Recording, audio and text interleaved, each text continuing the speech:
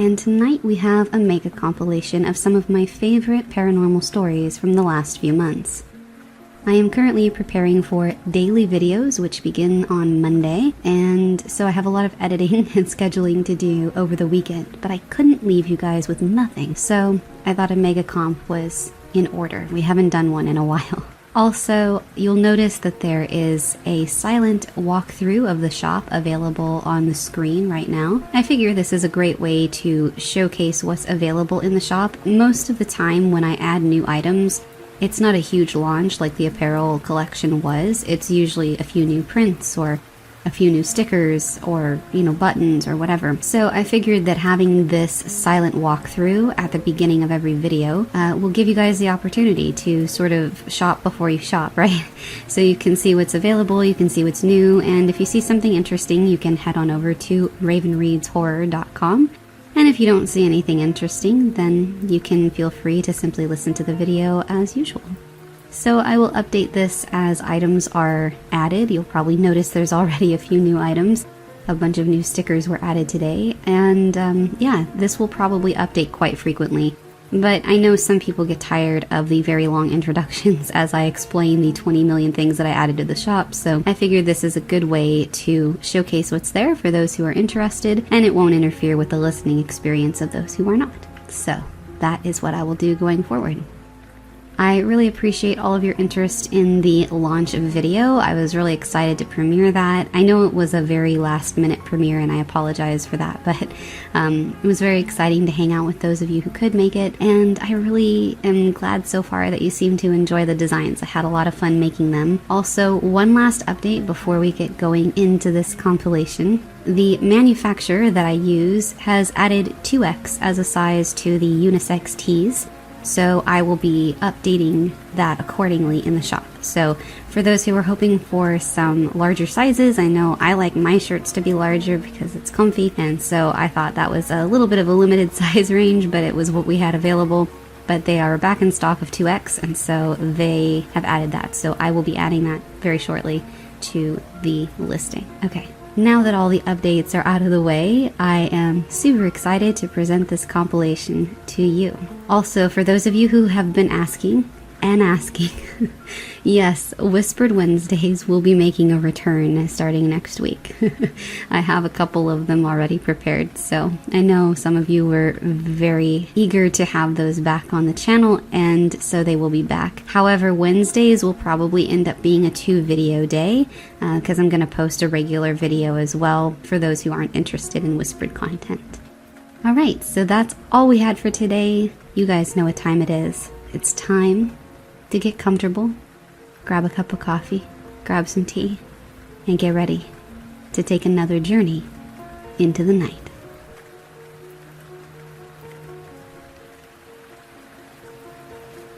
This happened last September, but I haven't told the story until now. Some friends and I like to go hiking on the weekends. Often we bring other friends with us, trying to get to as many new places as possible. Near my town, there's this small inactive volcano, which has a cavern system, and for a while now, another friend and I have been trying to map the thing out. When I went with my mates in September, we got inside the main cavern, maybe a mile long, up to a point where you can't go any further without spelunking gear, and God knows how deep it was. I was leading the group because, again, I've been there the most. Because it was a leisure trip, we were just having a good time, joking, having fun, the usual stuff. In that spirit, I thought it would be funny to put some ambient to the activity and play some Aghast, an atmospheric black metal band that supposedly used summoning rites in their recording. To be honest, I've never believed that to be more than just a gimmick, because, 90s black metal. Still, taking into consideration everything, maybe it holds some truth. Everything was normal. The music played out from my BT speaker. We did the whole tour, and on the way back, I was leading the group out. The last bloke in line asked us to lend him our torches so that he could snap a group picture. We just turned 180 degrees and posed. They took the shot. We kept hiking, got out, went home, and called it a day. This is where stuff gets very interesting. Normally, after a long hike, I tend to sleep really soundly when I get home. But that night, I kept feeling so uneasy, like something bad was going to happen. I didn't get that much sleep. The next day, one of my mates posted the picture, and we noticed that indeed, something was right next to me in that picture that we took at the very last as we exited the cave. So I guessed that was the reason. I'll show you the picture now. When I got home that night, I swear I could see that thing for glimpses, with its pale face and pitch black eyes, just staring at me, like sizing me up or something. When I went to bed, I'll be honest, I was about to shit myself. I was in bed and I could see it just standing by my door, then getting closer to me. At some point I just started cursing at it, telling it that if I was going to go down in my own home, I would put up a damn fight. And surprisingly, that thing looked puzzled at that, almost like an actor that doesn't know how to follow when another actor ad-libs. I kept at it, and the thing just left. The thing is, it didn't surrender. For a couple of weeks, this thing kept throwing pebbles at my window and making weird noises around my property. Little by little it stopped, almost as if it got bored. And thankfully, I haven't seen it since.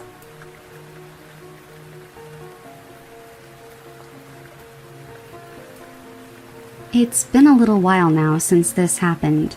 It was sometime in mid-2013. I was living for quite a while on the island of Kauai in Hawaii. I had a good friend coming to visit me from Mississippi, a place that I've lived in before, and I was thinking, what is the one thing that I could show him that would really blow his mind? So, one of the more obvious answers I thought of was, I'll show him Kalalau Valley. I don't know if you've ever seen this place, but it is truly one of the most beautiful and alien places on planet Earth. Getting to the valley requires hiking for about 11 miles, as there are no roads in. I had been there before, maybe a month or two before the visit, and had been absolutely blown away. So, we set up our provisions and whatnot for camping, just for 2 nights, and I got a friend to get us a boat ride into the valley, bypassing the hike in. 2 days later, we get on a beautiful boat ride in the morning, and we get to ride in by cliff's edge and through caves with luminescent water and tides cascading and canopying over tiny islands of rock near the land. Amazing. Arriving at our destination, we jumped out into the water with our things in giant trash bags so that they didn't get wet, and made our way up to land. We do a short little hike to the beach where we'll be camping. I think we set up camp somewhat. After relaxing a little bit, I realized that the beach is way lower tide than the last time I visited. My adventurous spirit began to move my legs toward the extra beach. We walked for quite a long time, maybe even a mile after where the beach ended my last trip, seeing only a few kayakers, until finally we reached the end of the beach and the final cave. There must have been 4 caves that I had already explored, and I couldn't get enough of it. We were amazed to see a fairly large cave with hundreds of rocks stacked on top of each other right in front of us. I had seen this plenty of times on the island, and I knew that where these kinds of rocks are signify a sacred place that is not to be disturbed and is to be respected. The cave had a sense of intense quietness about it. My friend actually refused to enter it just because of the way it felt. I, however, let myself be drawn right into my curiosity. I walked in between the rocks on the sand and into the cave. I turned to my right, noticing the cave funneling and sloping down for a distance of about 30 feet toward an even smaller entrance. This second entrance was total darkness, and within seconds of entering the larger cave, I turned and saw in the second entrance a white figure, skinny with bright eyes, staring my way. I literally would not have been able to see it at all had it not been so pale white. Another reason it stood out was its eyes. They glowed like a fish's eyes, and were about 3 times bigger than our eyes. It was at least 6 feet tall and completely naked. I didn't make out the exact facial features of it because there wasn't too much light. But here is the key point. I witnessed a very strange habit of this creature that would later cement its existence to me. It did this behavioral thing where it only showed the left side of its body and kept the right side hidden behind the left-hand cave wall. Its left leg was not fully protruding, but the left arm was gripping the wall and its head was poking out. I noticed the creature at that point. Then, unsure that I had seen it, it moved its full left leg out and its torso, and I saw most of its body except for its right bottom leg. We locked eyes, and after a moment of recognition from both sides, with, I swear to you, insect-like reflexes, it jolted back behind the left wall so quickly that I doubted I had seen it at all. My eyes, adjusting to the pitch-black darkness, made me think that I had just hallucinated it, and yet I had certainly seen it. I described to my friend what I had seen and got my headlamp on. Now, I know this was the dumb person in a horror movie thing to do, but I literally had this fire inside me, telling me that I had to know what was in there.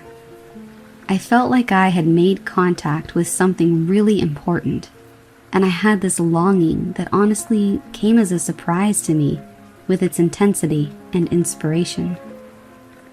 Try as I might, I could not convince my friend to go in with me.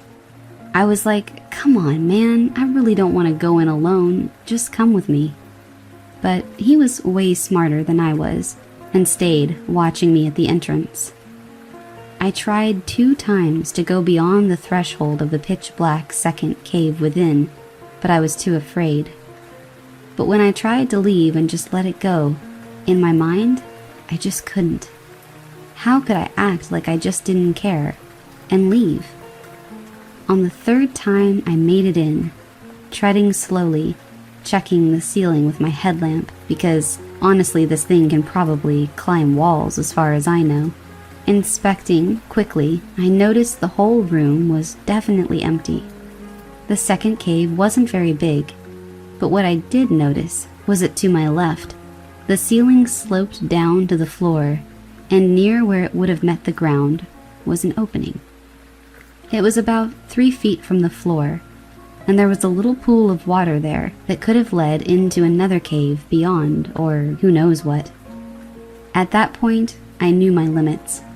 Seeing the reflexes that I had seen earlier, I knew that there was just no way of catching this thing or catching up to it, so I left.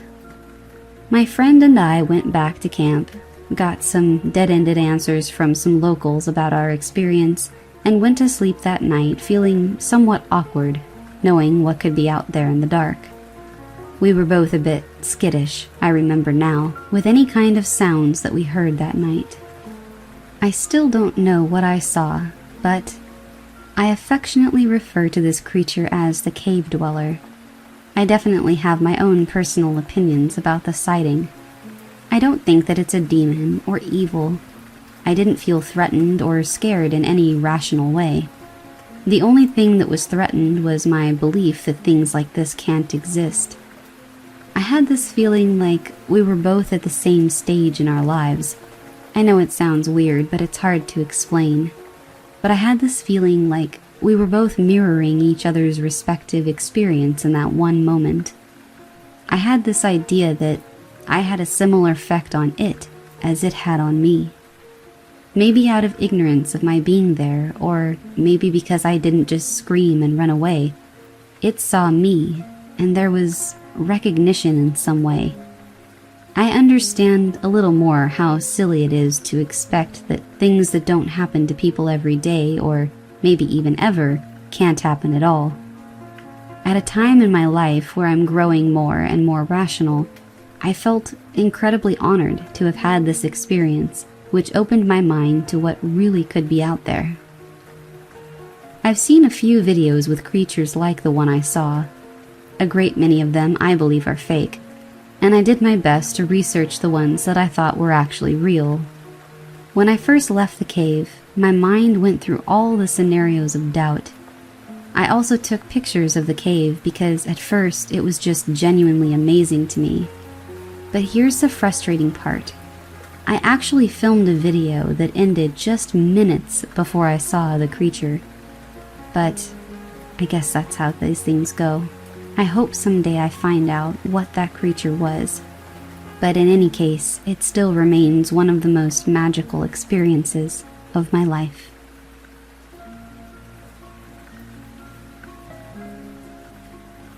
I used to live in a small town near the woods.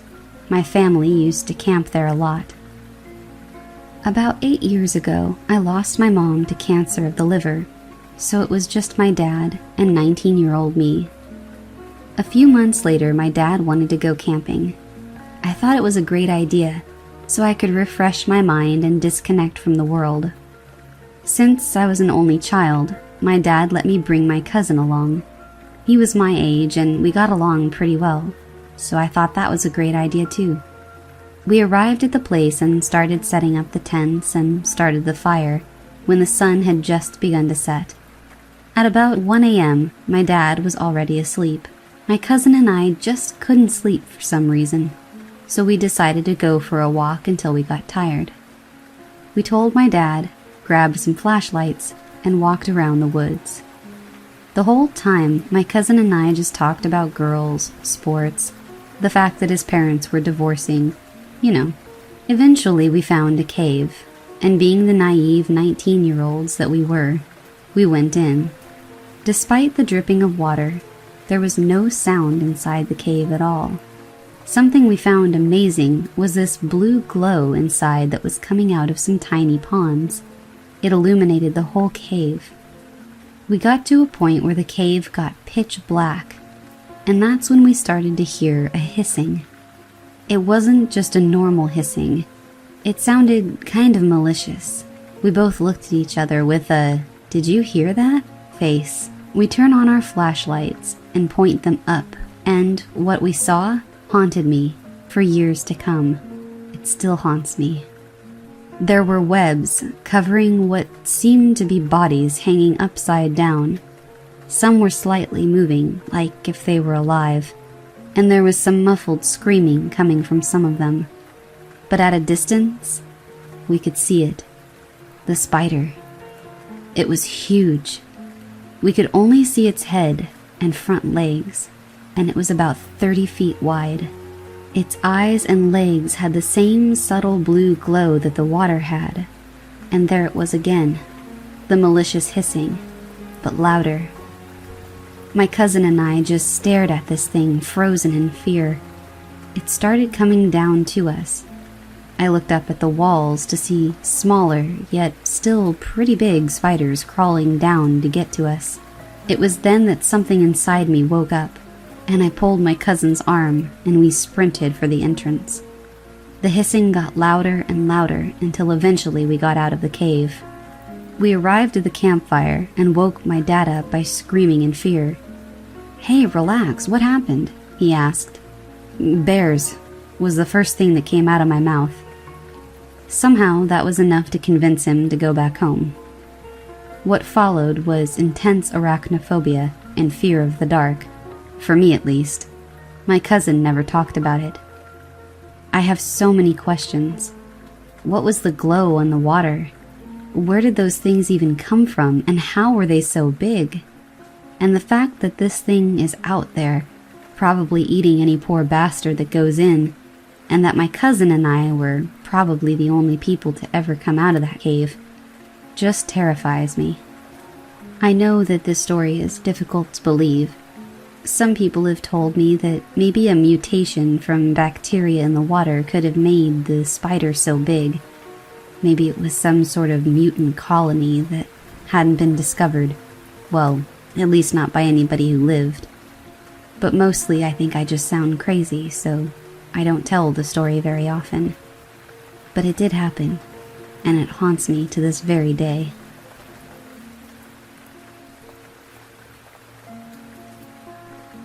I live in Oklahoma, and I'm really into finding abandoned places and exploring them. I found out a few months ago that there is a forgotten graveyard a few minutes away from my house. I've lived in Oklahoma my whole life, and I've never even heard anyone mention this place before.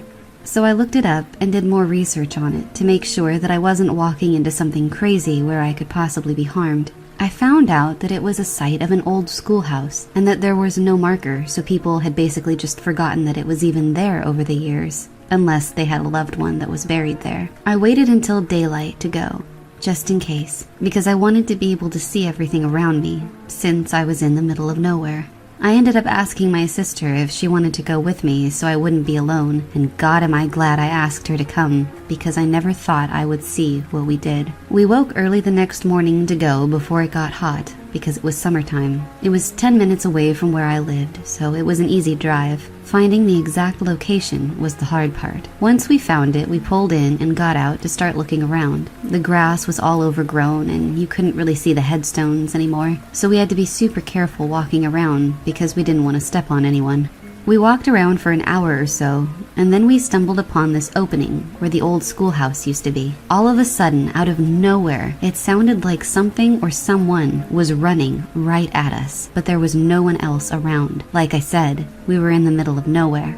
So we stop what we're doing and we back up a little bit to look and see what was going on. Neither of us spook easily, so we looked around, but saw nothing. We decided it was getting too hot to just stand out there for much longer. We started walking back to the car, and again, it sounded like something or someone was running at us, but faster this time. We both took off running to the car and didn't stop until we got in and locked the doors. As we sat there, I looked up more about this place, and it's known by a few people to have major activity, and it's so bad they actually tell you not to go at nighttime. I read stories of people who said that they had seen figures walking around or someone asking them for help and then disappearing a few minutes later. I'm glad I decided to wait until daylight and that I asked my sister to come with me, because I don't know what I would have done if I had heard someone that I couldn't see running at me when I was alone. I've never been back to this graveyard. It actually kind of scares me to even think about going back after what happened. When I think about it, it wasn't anything serious like some of the other things that people had said happened to them, but it was enough to scare me away, at least for now. Maybe one day I'll have the guts to go back. This happened to myself and a close friend just last month. We're both 23-year-old males. We decided to go on a 2-night backpacking and camping trip in the Adirondack Mountains of New York. We are both very comfortable with nature and spend a lot of time camping, hunting, fishing, and so on. We hiked about 5 miles into a small lake and set up camp on a little beach. This was not a heavily trafficked area, and we didn't expect to run into anyone. Our first night there, as we were sitting around the fire, we saw a flashlight moving on the other side of the lake at around 10:30. This was fairly unusual, however, we didn't think too much of it. But as time went on, this flashlight kept moving around the lake, getting closer and closer to our campsite. We kept discussing who could possibly be wandering around the woods in the middle of the night, and we did not particularly want an unwelcomed guest. Once it was clear that the person or people were headed for our campsite, we moved off into the woods nearby to see who wandered up.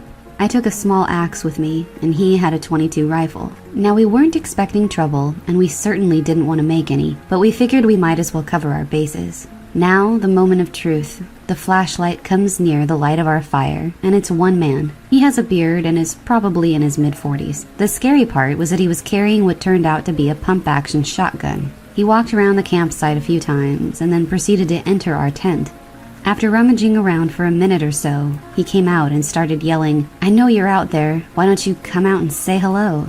My friend and I remained motionless under a hemlock tree about 50 yards away. That is when the man proceeded to fire his shotgun into the woods, not too far from where we were. He also swung his flashlight around several times. After what felt like hours, he grabbed my friend's backpack and a few articles of clothing we had drying off near the fire and threw them in to burn. My friend, who had trained the .22 with the man, asked me if he should shoot. I told him absolutely not, unless he spots us and starts to point his gun in our direction. Thankfully, the man moved off from where he had come after a little while. We waited until his flashlight was on the other side of the lake, ran out, grabbed everything we could fit in my pack, and took off, even though at this point it was now 2 or 3 in the morning. We ran out of the trail with flashlights and made it back to my car as the sun was coming up. We immediately went to the police department and reported it, where we also spoke with some forest rangers, and that was it. I haven't heard anything back from the police. It wasn't mysterious, but it was still scary as hell, and creeped us both out. From May 2010 to May 2011, I worked as a security guard at a hydroelectric dam in Virginia. It was a fairly isolated location. If you needed an ambulance, you could expect at least a 20-minute wait. About a month after I was hired, one of the guys at the dam told me that most security guards out there quit after a few days because they got so creeped out about being alone at the dam at night, and he was glad I was sticking it out. In truth, it could be creepy. Sometimes at night, when I was patrolling the basement level of the dam itself, I'd think about the fact that I was 50 feet below the water line on the low side, the only human being in about a 1.5-mile radius. Sometimes I'd hear weird noises in the woods, or catch a flash of a shadow while I was inside the dam. It takes a lot to scare me, though, and I knew I was either hearing critters in the woods or my mind was playing tricks on me. One night, however, something happened that scared the living hell out of me. It was a little after 11 p.m., and I was sitting in the guardhouse reading a book. Suddenly, I heard a tap at the door. What was creepy about the guardhouse at night was that when you had the lamp inside turned on, people could look through the windows at you, but the glare made it difficult for you to see them. When I heard the tap at the door, I thought it was a bug hitting the glass. It was so faint, and I knew there weren't any contractors at the dam. I had the place to myself. Then the tap came again, more insistent this time. I grabbed my flashlight and opened the door, but there was no one there. Then I let the door slip from my hand and shut behind me. To my left, previously concealed by the door as I had opened it, was a huge man, at least 400 pounds, wearing a gray sweatshirt and gray sweatpants. The sweatshirt was smeared with fresh blood. My heart started hammering. My blood ran cold. I was so scared I couldn't speak. As it turns out, he was a local fisherman who had been fishing off the bridge over the tail race, and he was wondering why the power company hadn't started back pumping into the lake yet, because they usually started a little before 11, and that was what always drew in the striped bass. He was smeared with blood because he had already caught and gutted a couple and wiped his hands on his shirt. He felt really bad when he realized that he had approached me basically in the same way that a murderer in a horror movie would have. I'm thankful to this day that I was an unarmed security guard, because if I had had a gun, I probably would have either shot him or accidentally shot myself while trying. I was born and raised in Charlotte, North Carolina, and I still live on the east side. There's a local public park near my parents' house called McAlpine Creek, which is mainly a large cross-country trail stretching miles across East Charlotte. The park is enveloped by hundreds of acres of dense forest and undeveloped land that is discreetly amidst busy streets and highways. You almost don't realize how big the forest stretches because of the infrastructure around it. There's a myth or folktale about a devil church or Satan church deep within the park. There are a few videos on YouTube and other forum posts around the web of locals attempting to approach it. A simple Google search and you'll find them. In my senior year of high school, scouring the internet about this supposed church, I had somehow found a somewhat vague description of the location from someone who had attempted to go down the roads deep within the park to find it. My girlfriend at the time and I, one Friday night, decided to try to find the road that leads to this church. We drove down the winding roads behind a CarMax that borders the dense woods of the park, where there's a small neighborhood of sorts.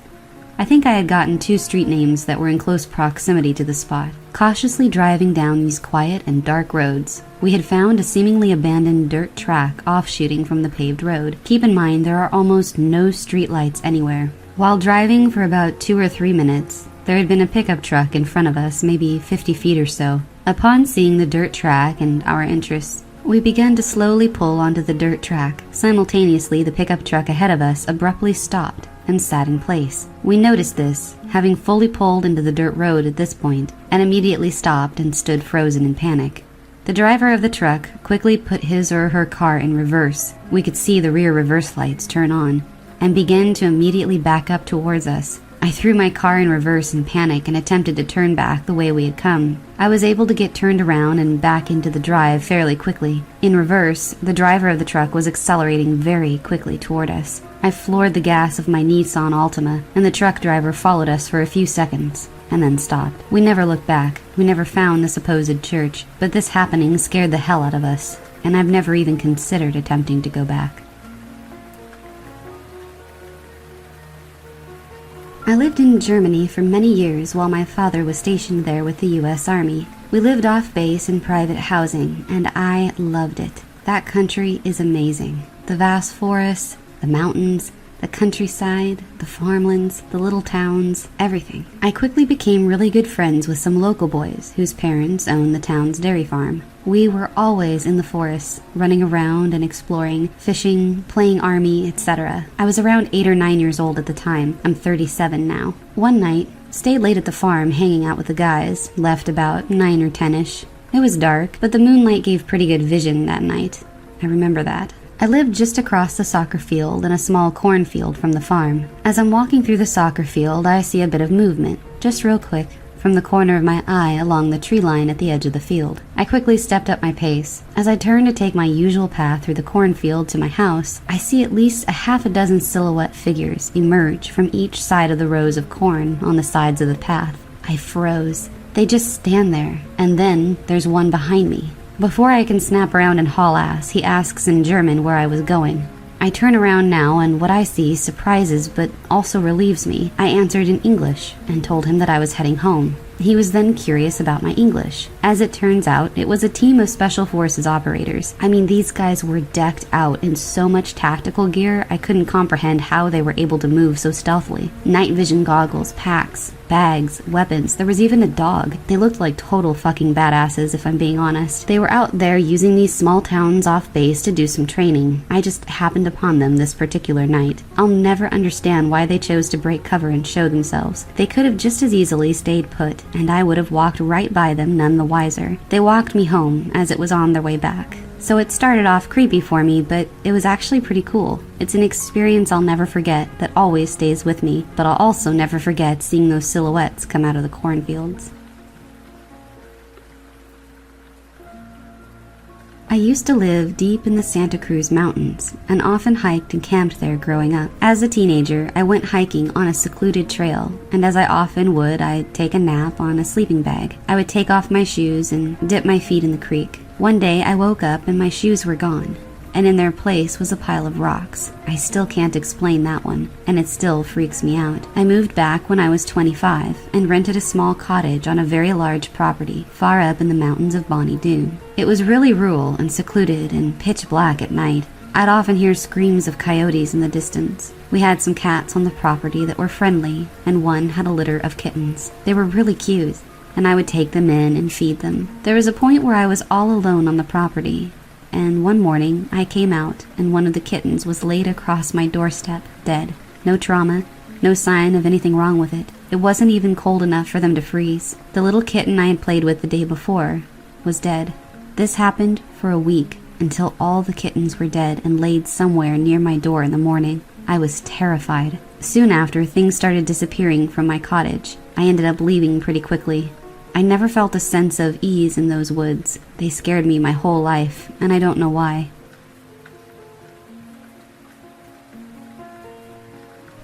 I went to summer camp in a rural part of New Jersey back in the mid-1990s. The camp was situated on a long, narrow, man-made lake. One end of the lake was reserved for swimming, which we would do as a group activity every other day or so. The swimming area had one long dock stretching straight out into the water, and two square floating docks further out. One of the two floating docks was a bit far away, and although I had spent a few summers at this camp at the time of this incident, I had never seen anybody use the second dock. One day our group of about a dozen 11-year-olds got the bright idea that we were going to swim out to the faraway dock. I would consider this to be a moderate challenge for a casual swimmer. When we reached the dock, I noticed a strange-looking spider on the ladder that you had to use to climb up. It was quite large in terms of overall footprint, probably about 2 inches, around 5 centimeters from end to end, with long, skinny legs. Spiders, of course, are normal critters to encounter in nature, but this one stood out to me because of its unusual appearance. After the long swim, we took a few minutes to lie on the dock and rest in the sun. I was relaxing, and we were all having a good time. We started messing around and decided to play one of our regular games where we would all shuffle toward the corner of the dock, causing it to sink. As the corner of the dock started to sink and fill with water, suddenly, hundreds of giant spiders came frantically pouring out from between the boards, swarming over and around the feet of those of us who were still standing on dry ground. Apparently, we didn't get the memo that this dock was theirs. We all immediately began to scream and jump into the water, trying to get away, but the spiders were in the water too, and stuck to us as we swam. I vividly remember the feeling of them clinging to my wet hair, fleshy bodies, and long squirming legs hopelessly intertwined with my own strands. Adrenaline propelled us back to the main part of the swimming area, and by the time we got there, thankfully, we were all spider-free. But this is a childhood trauma that lingers with me. I had not really ever been afraid of spiders before, but I would say that this was a major turning point. The thought of us lying on the dock in the sun, completely oblivious to the horde that was lurking just inches beneath us, creeps me out to this very day. I went to high school in a small Minnesota town, mostly farmland intersected by wooded areas, and of course dozens of small lakes. One side of my neighborhood was bordered by a relatively large marshland that you could access by a slope that wound down to the trail. This trail curved through the marsh into a big patch of woods about 3/4 of a mile away. In the fall or springtime, after heavy rains, a fog would often settle over the marsh as it was so much lower than the surrounding area. It truly looked like something out of a Stephen King novel. After one of these rains, my brother and I, he was probably 13 and I was 16, decided it would be a great idea to go explore the woods in the fog.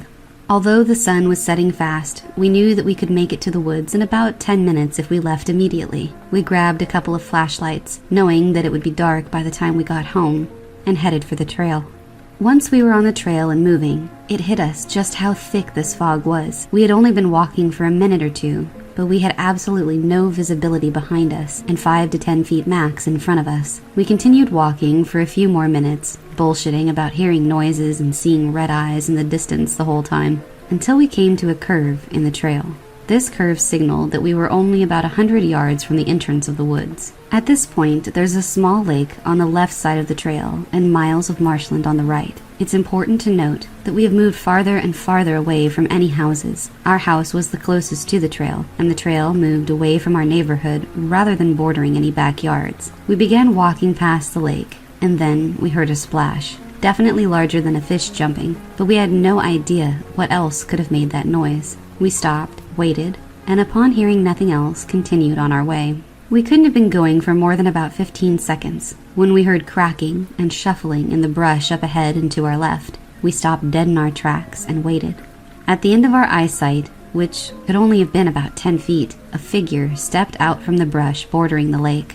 The fog was too thick to make out many details, but it must have been at least 6'4" and very broad-shouldered. As the figure made its way into the middle of the trail, my brother gasped, and it stopped. Its head shot over and looked right at us, and just stared. It felt like an eternity, but it couldn't have been more than a few seconds. I felt true terror at that moment, and I've never been able to replicate that feeling. I began to take a small step backwards, and suddenly the figure took off running into the marshland. Again, there are no houses or buildings or anything for miles in the direction that it ran.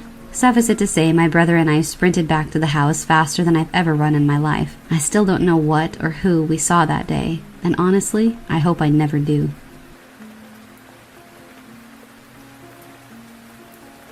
So, my stepdad and I are pretty cool. He's been in my family for about 2 years now, and he's told me a few stories that I'll always remember. This is one of them.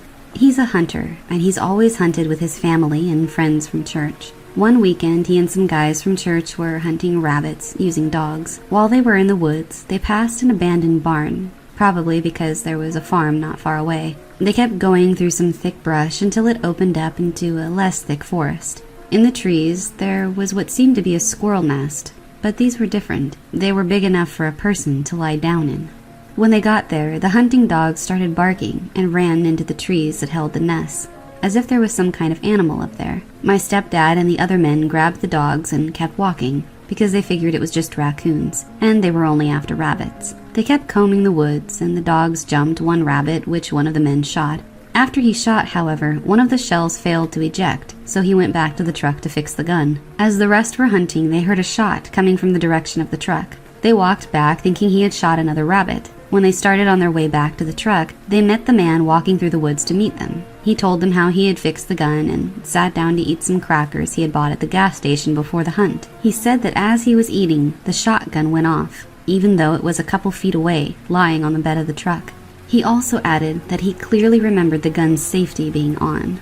and hunters know their guns and the position that they last left them in. After that incident, they quit the hunt. Before they left, one man brought up that he felt weird the whole time they were hunting, as if someone was watching them. The others finally agreed that they felt the same way, especially after they encountered the nests in the trees, but nobody wanted to say it. My stepdad told me about where it was they were hunting, and I think I've been there before. What I can see from the road is thick forest that is almost in the middle of nowhere, without one farm and a cotton field. Makes me scared to go hunting by myself in that area. The other night around 9:30 p.m., I was playing Smash Ultimate in my living room, minding my own business while I was watching horror movies. It was nothing special, it's a fairly normal occurrence. Then suddenly, as the narrator finished a story about skinwalkers, I felt it. The most extreme feeling of being watched that I have ever felt. I could pinpoint exactly where it was coming from. The window to my right. The window has blinds, but they suck and are easily seen through if you get close to them. Personally, I believe in the paranormal, and I do believe my house is haunted, but the ghosts in my house have only ever been pranksters who are kind-hearted. As a note, I also live in Arizona, not too far from a Native American reservation. Anyway, this feeling was intensely strong and struck an immediate response in my brain, which is typically pragmatic and relatively fearless. I paused the game, turned off the switch, and went straight into my room, closing the doors behind me, turning off the videos, and instead turning on Critical Role. Yet the feeling stayed, as if whatever was watching me could see through my doors. I had enough, so I grabbed my machete, which was a gift from my grandpa that I used while camping, and I unsheathed it. Then I walked straight to the window, peering through it. There was nothing. Nothing but my neighbor's house, but the feeling hadn't subsided at all. I decided to take a more supernatural approach. I found the sage in the kitchen, grabbed a lighter, and began to burn it, spreading the smoke throughout my house until the feeling had passed. Then I grabbed some clothes and took the bowl into the bathroom with me and showered. The feeling was completely gone, as if the sage repelled whatever was watching me. It was certainly freaky. I'm not sure if it was a skinwalker or my body just picking up on someone watching me who left when they saw my weapon, but whatever it was strange. So this is something that I've kept to myself for 2 years now, and every time I think about it, the hair on my body stands up. My girlfriend and I really like to try and find new hikes in western Colorado. We decided to try a new trail that wasn't on the National Monument and was a pretty far ways away from any other trail. It was a good deal of the way out of town as well. Anyway, we were one of the only cars parked at the trailhead. I got out, locked the car, and we started going. As we were walking, it quickly got dark. We made it all the way until the end of the trail when the moon rose up, and I stopped to hug my girlfriend and have a romantic moment. All of a sudden, further down the trail, at least a few miles away, we hear automatic gunfire. Pop, pop, pop, and then silence for a couple of seconds. Then pop, pop, pop. Now this is kind of a normal thing for my area. Even though it was not public land, I knew a lot of buddies who knew of forgotten trails and would go shoot, so I didn't think anything of it. My girlfriend asked me if I thought they were gunshots, and I told her that I couldn't think of what else they would be in the middle of this wilderness. Either way, we decided it would be best to turn back. We were about 2 miles down the trail at this point, at the top of a very large hill covered in desert shrubs. As soon as we stopped talking, we realized that something was wrong. All of the insects had stopped chirping, and there had been dozens of crickets the entire hike up. All of the sounds of nature completely stopped, and if you've spent any time in the woods, you know that that is a terrible sign. My girlfriend, who was a little farther down than me, turns around in my direction, screams, and takes off running. I was already scared shitless, but I figured the worst it could be was some drunk redneck about to give us some trouble. So I turned and I looked to where she was looking, and that's when I immediately ran after her. I've never run so fast in my life. The shrubs were about 2 to 3 feet high in varying spots, and when I turned, I don't even know how to describe what I saw. It was like a shadow, but solid. Even with the moonlight directly shining on us, it was almost like this thing was an absence of light. It was already slowly standing up when I turned around, and as soon as it fully rose up, I realized that I was looking up at it, and that it had to be at least a foot taller than me. I am 6'3". This thing had a humanoid appearance and was very skin and bones, but it was definitely not human. We sprinted all the way back to my car, with nature silent the whole way. I was in such a hurry when we got to the car to get in and get going that neither of us noticed until about halfway through the drive home that I hadn't needed to take out my keys and unlock the car to get in. I know I locked that car when I got out, and there was no one else around, and I can't explain why the car was unlocked. I still don't know what we saw, but it still raises the hair on the back of my neck to think of it. Every fiber of my being screamed, "Run!" and I was almost paralyzed by fear at the same time. It was the strangest experience I've ever had, and I don't hope to repeat it. This is one of the most magical and unbelievable experiences I've ever had. A few years back, I went to the outdoor electronic music festival and was riding a natural high. No drugs other than a little bit of pot. The first night at around midnight, the party's starting to amp up. I'm really into the music, and I'm really connecting with the DJ like there's no tomorrow. We're making almost constant eye contact, and it's obvious he's aware of how deeply I'm appreciating his music. And as the set goes on, we're connecting more and more. I know he can tell that I'm fully involved and giving my all to everything around me. Finally, he motions with his hand for me to turn around. I whip my head around to look behind me for 1 second, and when I turn it, my jaw drops. I'm absolutely stunned. For the second that I looked back, I saw several brilliantly blue, humanoid glowing beings walking intensely and purposefully through the forest. I just stood there in stupefied amazement, staring at the DJ with my mouth hanging open as he looked back at me, slowly and knowingly nodding his head. The beings looked exactly like the ones depicted in the movie Knowing, although I hadn't seen the movie when I had this experience. They look like humans without the hair, but they glow with brilliant blue, almost white light, and you can see through them. I told one of my friends about the experience, and he said that they were called devas, and that he has another friend who sees them too. Apparently they're forest spirits, and they're attracted to music and those who respect nature. To date, it was still one of the coolest experiences of my life. Good evening, lovely listeners, and welcome back to Raven Reads. I'm Raven, and tonight we have a mega compilation of some of my favorite paranormal stories from the last few months.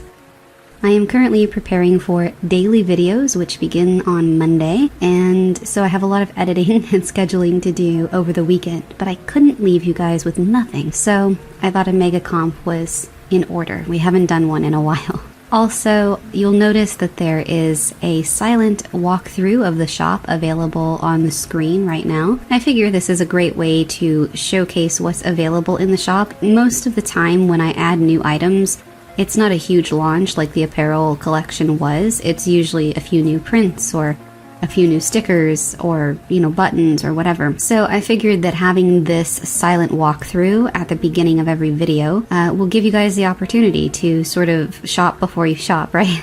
So you can see what's available, you can see what's new, and if you see something interesting, you can head on over to ravenreadshorror.com.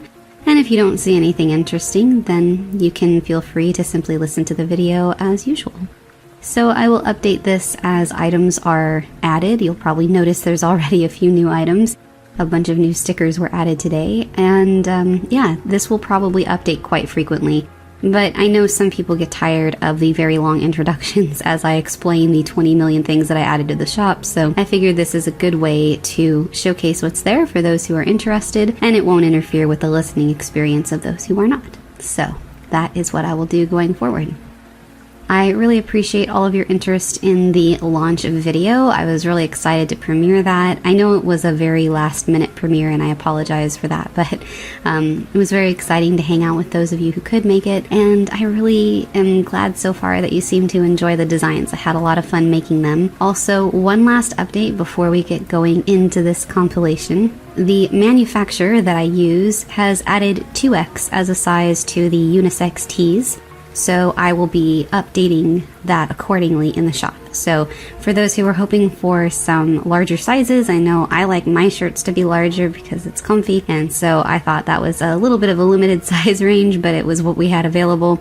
But they are back in stock of 2X, and so they have added that. So I will be adding that very shortly to the listing. Okay. Now that all the updates are out of the way, I am super excited to present this compilation to you. Also, for those of you who have been asking, yes, Whispered Wednesdays will be making a return starting next week.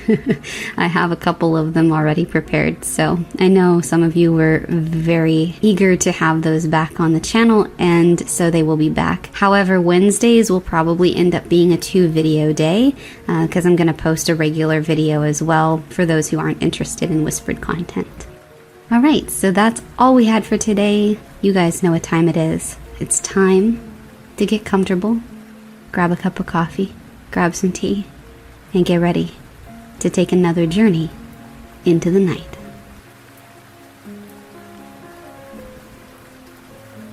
So I'm really not sure why I'm telling this story, but I just feel like I need to talk to someone about this, because my wife and I are feeling a little crazy. We had an incredibly odd set of experiences the last few nights. I'll have to start at the beginning, because this is a long story.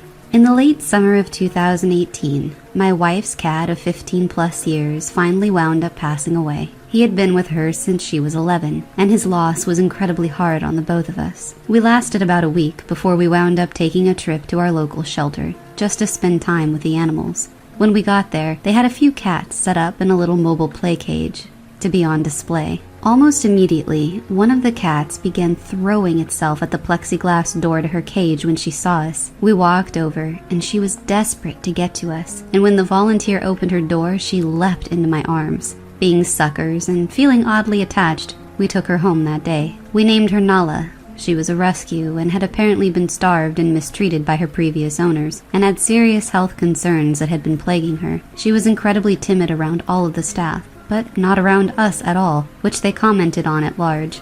At home, she wasn't scared a bit. She crawled out of the cage we brought her home in, curled up in the bookshelf next to where we sat, and just settled in. She even slept with us, ate with us, without worry. It was the damnedest thing either of us had ever seen. Soon after, we started noticing odd little things about the house. Things would go missing, only to show up later. Things we had thought lost for months suddenly showed up in places they shouldn't have. Occasionally, I would see Nala walk by me in the kitchen toward the bathroom, only to look in the living and see her still in the cat tree fast asleep. I brushed a lot of these off as me just not paying enough attention, because as much as I believe in the paranormal, some things are just too out there for me to believe. It wasn't until my wife started to confide in me about things she was noticing, because she had started to feel crazy, that we started to piece together what was really happening. She'd been having the same experiences as me, and they were happening much more frequently around her. Where for me it was once every couple of weeks, it was a couple of times per week for her. I assured her that I was experiencing them too, and it didn't feel threatening, just odd. So we shrugged and moved on. It wasn't until 2018's winter when we started to realize that there was more to the story. Backtracking a little, my wife works as a security guard in a government factory. Night shift, on the weekends. I've been unemployed for a while as I get settled into living here in Canada, as I transplanted from the US in February of 18. I'm also a night owl and prefer to sleep during the afternoon, and me and the wife would chat over Discord during her downtime between patrols at the factory. Leading up to the winter months, there were a few things in hindsight that really stand out. I felt watched occasionally by something in the living room of our apartment. Not malicious, but just watched in the late evenings. The wife was having doors blow open that should have been too heavy to, things going missing from her office, particularly the cinnamon candies that she eats all the time. I would notice that there would be cats and foxes, usually small baby ones, hanging around our apartment building, that when I approached to try to pet them, they would dart around a corner and seemingly vanish. My wife would find little paw prints in the mud on her patrols, see things moving on the cameras that looked like the same small animals I was seeing. The weirdest thing being that my wife would see a kitten out in the snow, and when she went to investigate, it would vanish into thin air, leaving no tracks. We felt that we were getting increasingly more and more crazy, until one night in early January of 2019. That night, the wife was sure that she'd seen a fox on her cameras and went to find it, only to find little paw prints in the snow that she followed around to the back of the factory. There was a small, cleared patch of snow near one of the corners that had little bits of green plant growth and felt oddly warm. She was messaging me about this, freaking out excitedly that she might have found where the kitsune lives, as I was in the kitchen making some toast. I don't know what possessed me to do this, but I felt like I should head out to the balcony of our apartment, and when I did, I noticed the shit out there had been moved. We had a few boxes, an old cat tree, an exercise bike, and some tarp out there that had been piled into a corner out the wind. And as I was looking at it, I realized that there was a little area near the bottom that acted like a tunnel and led to the interior of the cat tree, like a burrow. And the entire space was oddly warm. I was in my bare feet, on the concrete balcony. But my feet weren't cold. We kept messaging about it, and as my toast finished, cinnamon raisin bread if you're interested, I just had this thought that I should leave some out. I took it on a plate outside, left it near the tunnel to the burrow, and to this day, I don't know what possessed me to say it, but I did. I just said to the open, empty night, "Hey, if there's like a kitsune who's been hanging out with my wife at work here, you can, just stay. We'll call you Cinnamon since you seem to like it so much, so feel free. Come inside if you want. It's warmer in there, and there's plenty of hiding spots in the room." I went back inside. The next morning, as my wife was leaving, the cafeteria workers on site were complaining that an entire tray, almost 40, raw cinnamon rolls were missing from the fridge, and there had been no one in there all night. The door blew open once, but that was it. The toast I left out was eaten, and the plate was drawn into the tunnel as if it had been dragged. The entire apartment felt safer, watched over. It was really strange. As the rest of the time went on and on, throughout 2019, we'd come to accept that no, we're not crazy. We had noticed Nala's eyes being different colors or shades or patterns. Her fur would have different feels. Her purr would be different. We came to realize that Cinnamon, our kitsune, was imitating our cat Nala. We accepted it, loved them both, gave them lots of attention, and it became a game to see if we could tell them apart. Cinnamon would always leave one detail wrong, and it was up to us to figure out who it was, and we had fun doing it. My wife's nightmares got to be less of a problem, as a sudden rogue fox would appear in her dreams to protect her and ward off whatever evils were ailing her mind. She would curl up next to me when I felt anxious or upset, and just lay there and let me pet her until I felt better. We felt really blessed to have her, and made sure to leave offerings whenever we had something. Things continued much this way until this month. March of 2020, we have felt increasingly uncomfortable through the last 2 weeks of February, like something was amiss or wrong, and Cinnamon had been oddly on edge, hanging out in the bedroom more, and especially the window. In the area around our apartment, we had noticed more dead animals showing up. Skunks, rabbits, squirrels would be on the side of the road, dead. No major blood loss or viscera laying around, just bones and skin and fur.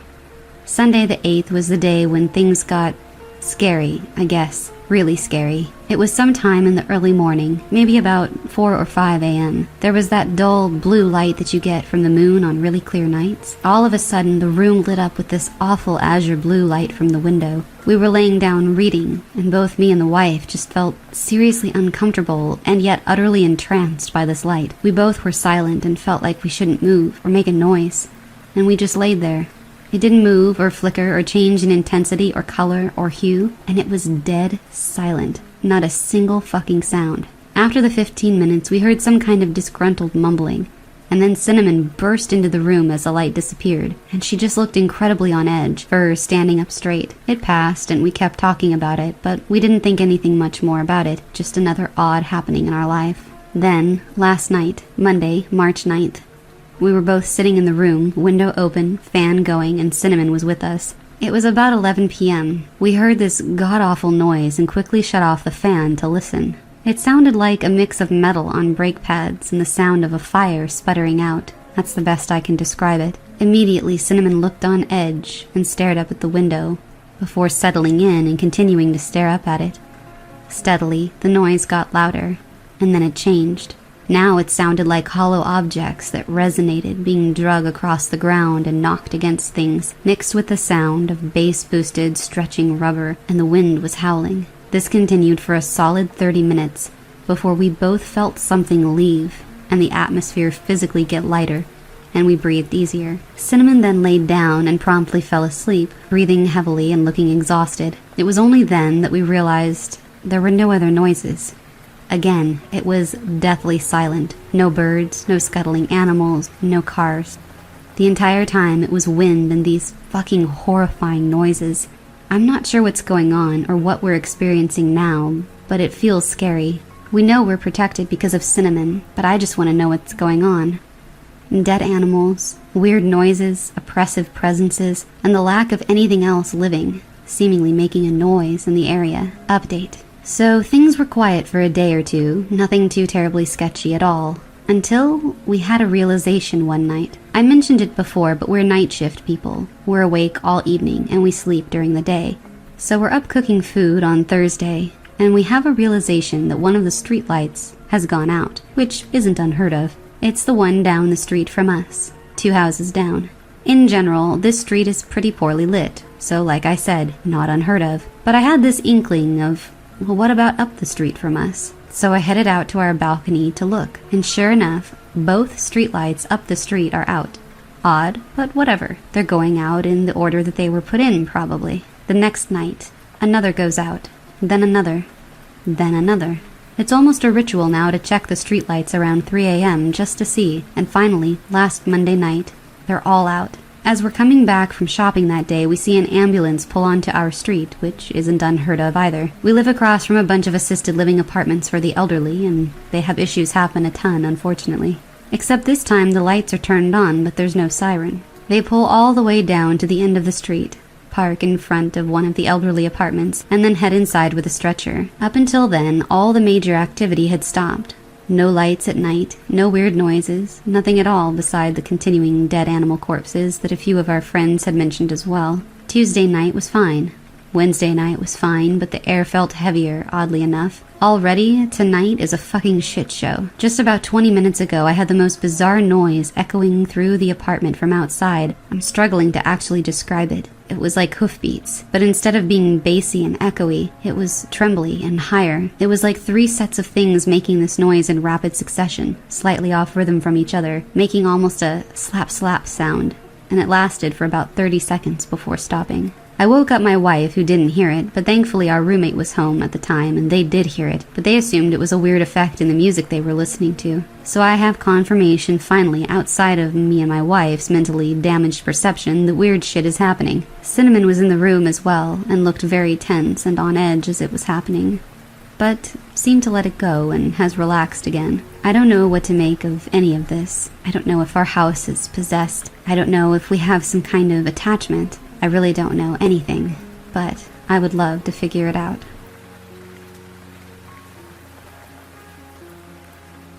So this is a 100% true story that happened to me when I was about 12 to 14. I lived in a really small town in central Wisconsin with my family when I was about 12 years old. My parents got divorced when I was 8, so it was just my mom and her boyfriend, and all my siblings in the house, minus the 3 oldest. I had finally gotten my own room since the 3 oldest moved out, and I was so excited, but for the first couple of months I didn't sleep because I was too scared, so I would go sleep with my sister in her room. But as we were getting ready to move out of that house, I finally worked up the courage to sleep in my room by myself. My bed was positioned so that when I laid down on my back I was facing the door. This night in particular, I had kept the bedroom door open because it was a really warm summer night. I remember waking up sometime in the night. I have no idea what time it was, nor do I think I would remember even if I had looked. Anyway, when I woke up, I turned over onto my back and happened to look outside my door. I saw this black silhouette of a man who I thought looked just like Abraham Lincoln, tall and thin, with what looked like a top hat and a beard. He was standing right outside of my door next to the railing that led to the stairs. I remember staring for a moment, but getting freaked out and covering my head with a blanket and going back to sleep. Fast forward about a year to where we moved into our new house, a small mobile home in the middle of nowhere. And I had a dream.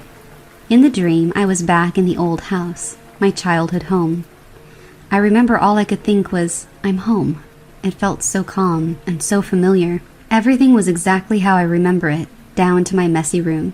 In my dream, I went exploring through the house, reminiscing. I was so happy to be home. But then I woke up. It was such a nice dream, but I eventually forgot about it, and that was when I had a second dream. It was roughly a month or so later.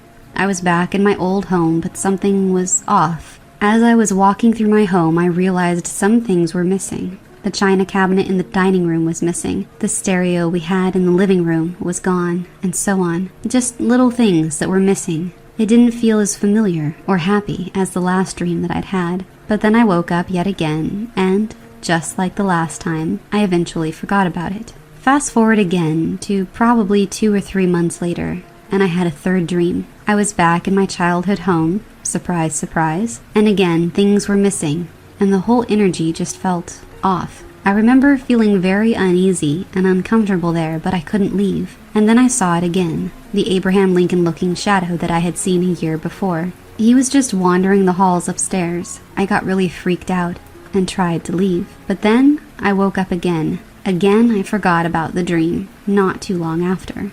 But, as I'm sure you've been able to tell, they were getting progressively darker. Finally, just a few short months later when I was staying at my grandparents' house, I had what would be the final dream. Again, I was back in my old house, and this time, everything was gone. The whole house was empty. It probably looked that way because that's how it looked the last time I saw it, right before we officially left the house. But anyway, I was walking through the house again, feeling so creeped out and just wanting to leave. It no longer felt like home. But then there was this man or figure. It didn't look like the shadow I had seen before, but I couldn't make out features either. He asked me if I was okay, and I said no, and that I wanted to leave. Then he said, "Would you like to leave with me?" and held out his hand. I got such a bad feeling from him, so I said no. He started promising me that if I went with him, I could go back to my childhood home, back to what was so familiar and happy to me, but I refused, and then I woke up. After that, I told my sister everything, from the shadow man I first saw to all the dreams I'd had. At first, we thought maybe I was having some sort of psychic vision, but a few years later, I found out the truth. I found out that the silhouette I saw was a shadow person after I watched a video online. Then a couple more years later, after meeting my boyfriend, whose whole family is very familiar with the supernatural, I found out what the whole thing meant. He explained to me that demons often come to you in dreams to attempt to possess you because you're weaker. They'll start by creating a situation that is familiar and comforting to you. But after a dream or two, they start adding or taking away things, slowly, so as not to make it obvious. You start to become uncomfortable and threatened and scared until one time they're the only thing that makes you feel safe, and that is when they have you. They'll promise you everything good you could ever want, and as soon as you say yes, you're saying yes to possession. My boyfriend explained that I was very smart for saying no and for telling my sister, because by telling my sister I basically broke the demon's hold. That's apparently why back in the old days, people would always tell their dreams to someone, because it breaks the hold of whatever spirit or demon is trying to possess you. My husband and I met in college. I won't name the names for the sake of privacy, but we went to one of our region's oldest colleges, over 200 years old, and it is known to be very haunted. We started dating our freshman year, and we pretty much started living together right away. I was a commuter, so I would stay over in his dorm often. In our junior year, my husband, boyfriend at the time, landed a sweet living situation where he was able to have a bedroom to himself in a larger suite with only 2 guy suite mates. This was the ideal situation for us because it meant I could basically live with him during the school year since he didn't have a person sharing a bedroom with him. This living situation was obviously incredibly beneficial for me, and I loved it. Aside from having to share a twin XL bed with a 6'2", 250-pound linebacker, it was pretty awesome. It didn't take me long at all to realize just how haunted the building was. I have a ton of stories about my experience there and on the campus in general, but those are longer stories for another day. I'll just discuss a few of the big ones. Also, I'll be referring to my husband as Jay. Jay was an RA, or resident assistant, and had to do a lot of work to prepare the suites for all the other students who would soon be moving in. Because of this, he was able to move in about a week before anybody else. On the day that we were moving Jay's things into the building, I had multiple sightings of a tall, black, shadowy figure. I would always catch it with the corner of my eye, and it would quickly dart out of sight every time I did a double take or tried to look at it more closely. I saw this figure probably 4 to 5 times on move-in day, and I didn't think much of it until I remembered that the building was basically empty, except for me and Jay.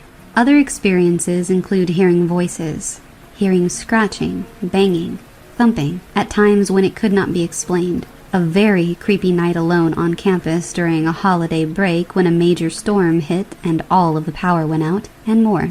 We had a lot of creepy experiences. But my least favorite part of living in this building was honestly just the feeling that I got being there alone. If I was ever alone in any part of the room, I would immediately feel a presence enter the space I was in. It felt intense and loud and scary. The best way I can explain it is that it felt like someone was standing beside me and screaming into my face without sound. We lived with this weird presence the entire time we were in this building, and honestly, we were fine for months. We just dealt with it. But then something weird started happening. Jay would start waking me up in the middle of the night by speaking a different language. I know saying speaking in tongues sounds ridiculous, but I honestly don't know how else to describe it. I swear, he sounded like he was speaking a foreign language, but it was a language that I couldn't identify and had never heard before. But you could tell that it had a structure. He always sounded really intense and had an almost aggressive tone to his garbled words, whatever he was saying. Anyway, he woke me up by talking in his sleep like this every single night for a few months. It creeped me out, but I never said anything about it, until one night scared me so terribly that I had no choice but to tell him. I woke up one night to find that Jay was on top of me. Remember, we shared a twin bed, and he's a huge guy. I was on my back, and he was sort of straddling me, with his palms flat on the bed on either side of my head. His eyes were wide open, and he was bent down, staring straight into my face. I immediately was spooked, but played it off by saying something like, hi babe, you good? Is everything okay? No response. Jay continued to stare through me, and didn't move. I kept this up for a minute or two, thinking that he was potentially just being silly, or was groggy from sleep and couldn't form his words. We stayed like that for what felt like forever, but what was really like 3 to 4 minutes. Then he got off of me, climbed over me to get out of bed, and stood still in the room for a few seconds. After that, he turned sharply to look at the desk and chair in the bedroom. He pulled the chair out from his desk, turned it around 180 degrees so that it was facing him, walked around the chair 3 times in a circle, and then stood back to face the chair directly. He stood, staring at the seat of the chair for about a minute, and then got back into bed with me and immediately fell asleep. The entire time this was happening, I was watching with my mouth wide open. I know that I tried to call him and get his attention a few times to see what he was doing, but at a certain point, after he didn't respond, all I could do was watch in bewilderment. This was the strangest thing that had ever happened to me. I told Jay all about what he did the next morning, and he was very upset because it scared him so badly. He is not, and has never been, a sleepwalker or a sleep talker. Shortly after this event, I decided to cleanse the place with some help from a friend. We did, and things really quieted down afterward. Jay continued to talk in his sleep every now and again for the rest of that school year, and even here and there for the next school year. We've been married and living in our own place since we graduated, almost 2 years now, and I have not once heard Jay sleep talk or seen him sleepwalk. Not once since we left living on that campus. I know that building was haunted, and I really believe that whatever it was attached itself to Jay for some reason and tried to possess him. Many years ago, when my son was in his early 20s, he was dating a girl whose father was an attorney. He had a house that was going into probate and asked if they could stay there and watch the house so that nobody would break in and steal anything. The house was located in the Santa Monica Hills, and they agreed to stay there and brought a couple of friends with them. While they were there, they experienced lots of scary stuff. They felt someone sitting on the beds they slept in. Sometimes it felt like a person, or other times an animal. There was only a crawl space under the house, but they could feel it shaking as if there was someone or something underneath it, pounding the floors from below. The friends they invited didn't stay very long, and soon my son and his girlfriend left too. My son was taking piano lessons at this time, and seeing as there was a lot of sheet music for the piano at the house, my son asked if he could take a couple home with him, and his girlfriend said sure. My son brought them home and put them on the piano in our house. We lived in Glendale, California at the time, and were in the process of moving ourselves, and there were stacks of boxes in every room. One night, I was alone, sitting on the couch with my cat, Skidoo, watching TV. She was sitting on the arm, just hanging out. All of a sudden, there was this commotion in my bedroom. It sounded like somebody was shredding the packed boxes to pieces, just tearing them apart. And it was an awful, awful noise. I looked toward my room, which was off a hallway behind the living room where we were sitting. And the interesting part was that my cat heard it too, because she sat up and looked in the same direction. I got up to go look to see what had happened, with my cat Skidoo leading the way.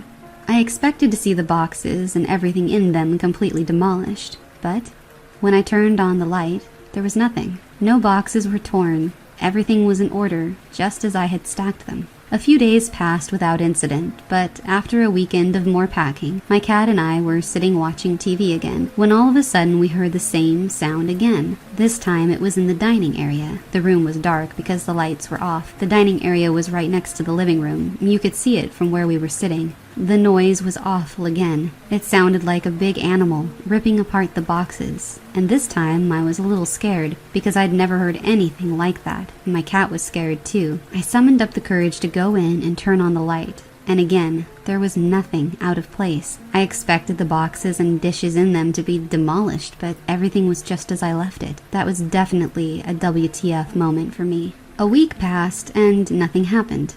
Until one morning, I was asleep when I heard a noise. I had this tiny vase on a desk by my bed, and as I opened my eyes to see what the noise was, the vase lifted up and flew off the desk. I sat up, looking to see which cat was the cause, and no kitties to be seen. In fact, my bedroom door was closed. Unbeknownst to me, my daughter had come by the house really late that night while we were sleeping and had crawled into my bed. When I sat up to see what had caused the vase to go flying, she said, "Mom, it's not a cat. When I came in last night, I saw someone sitting on the couch smoking. I thought it was one of my friends waiting for me. But when I got closer, it was just the top part of the lady, nothing below the waist, but I could see her sitting there, puffing on a cigarette."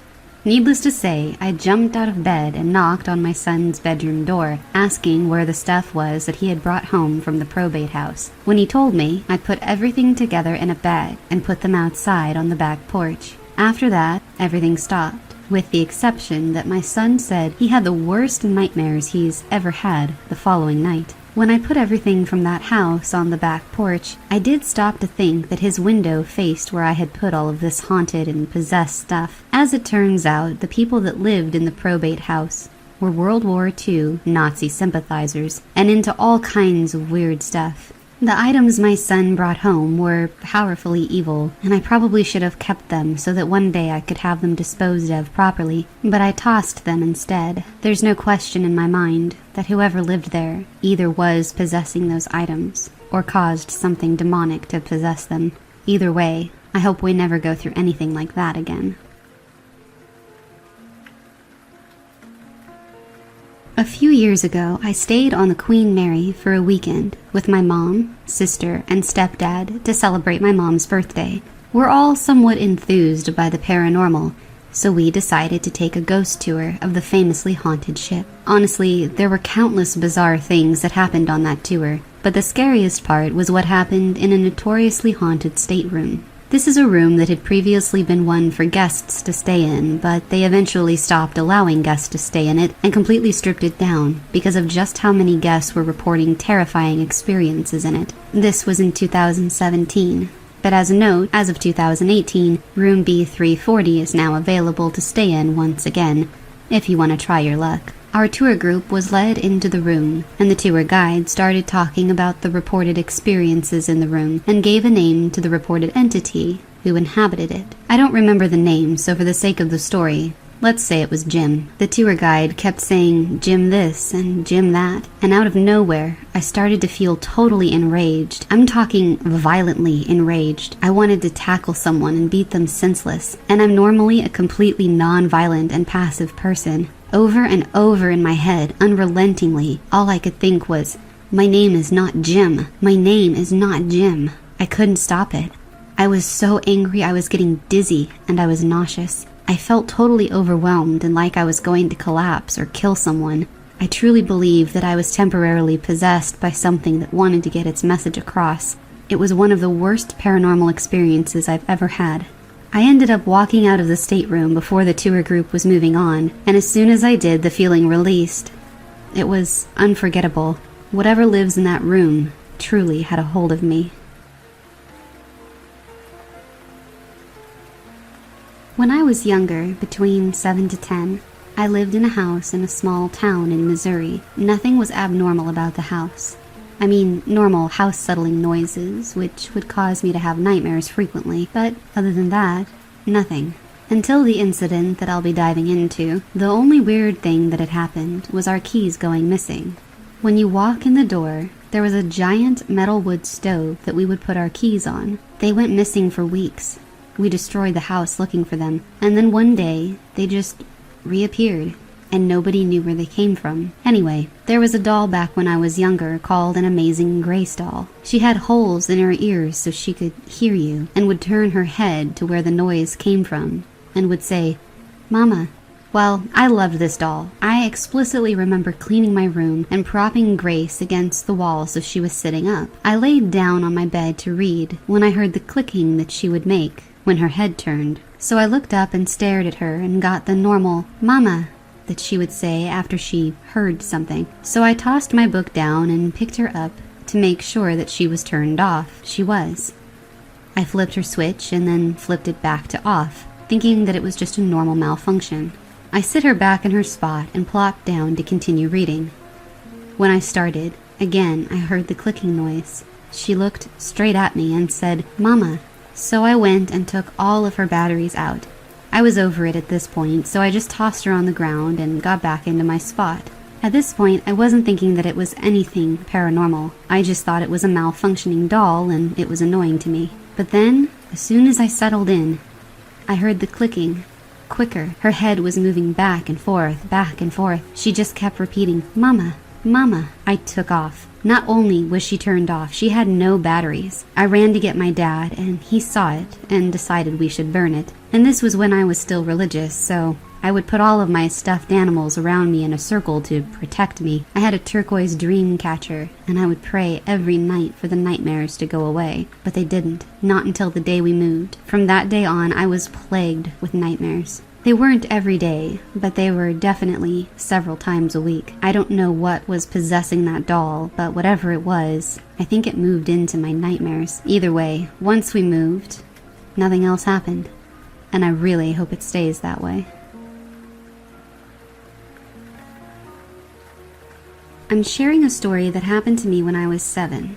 I am now 23 years old. This happened to my mother, but I, along with my cousins and aunt, were present for the event. I used to have a country house in Lac La Biche, Alberta, a small, native-populated town a few hours away from Edmonton in Canada. Me, my mom, my brother, aunt, and cousins were flying back to my hometown, which is on the east coast of Canada, after spending a couple of weeks eating Saskatoon berries, running around in nature, and lounging on the sandy beaches of our lake house. On the way to the airport hotel we would be staying at, my mom and aunt suggested that we stop at the local mission, a favorite place for us to go. Missions, as anyone acquainted with Canadian history would know, have very dark histories. These were places where Native children were ripped from their parents, forced to learn Catholic teachings, and live at these schools in horrible conditions. This one was no exception. The mission was fairly small and white, and had a church a few yards away. Some tourist houses and a small cemetery on the lot near the church existed as well.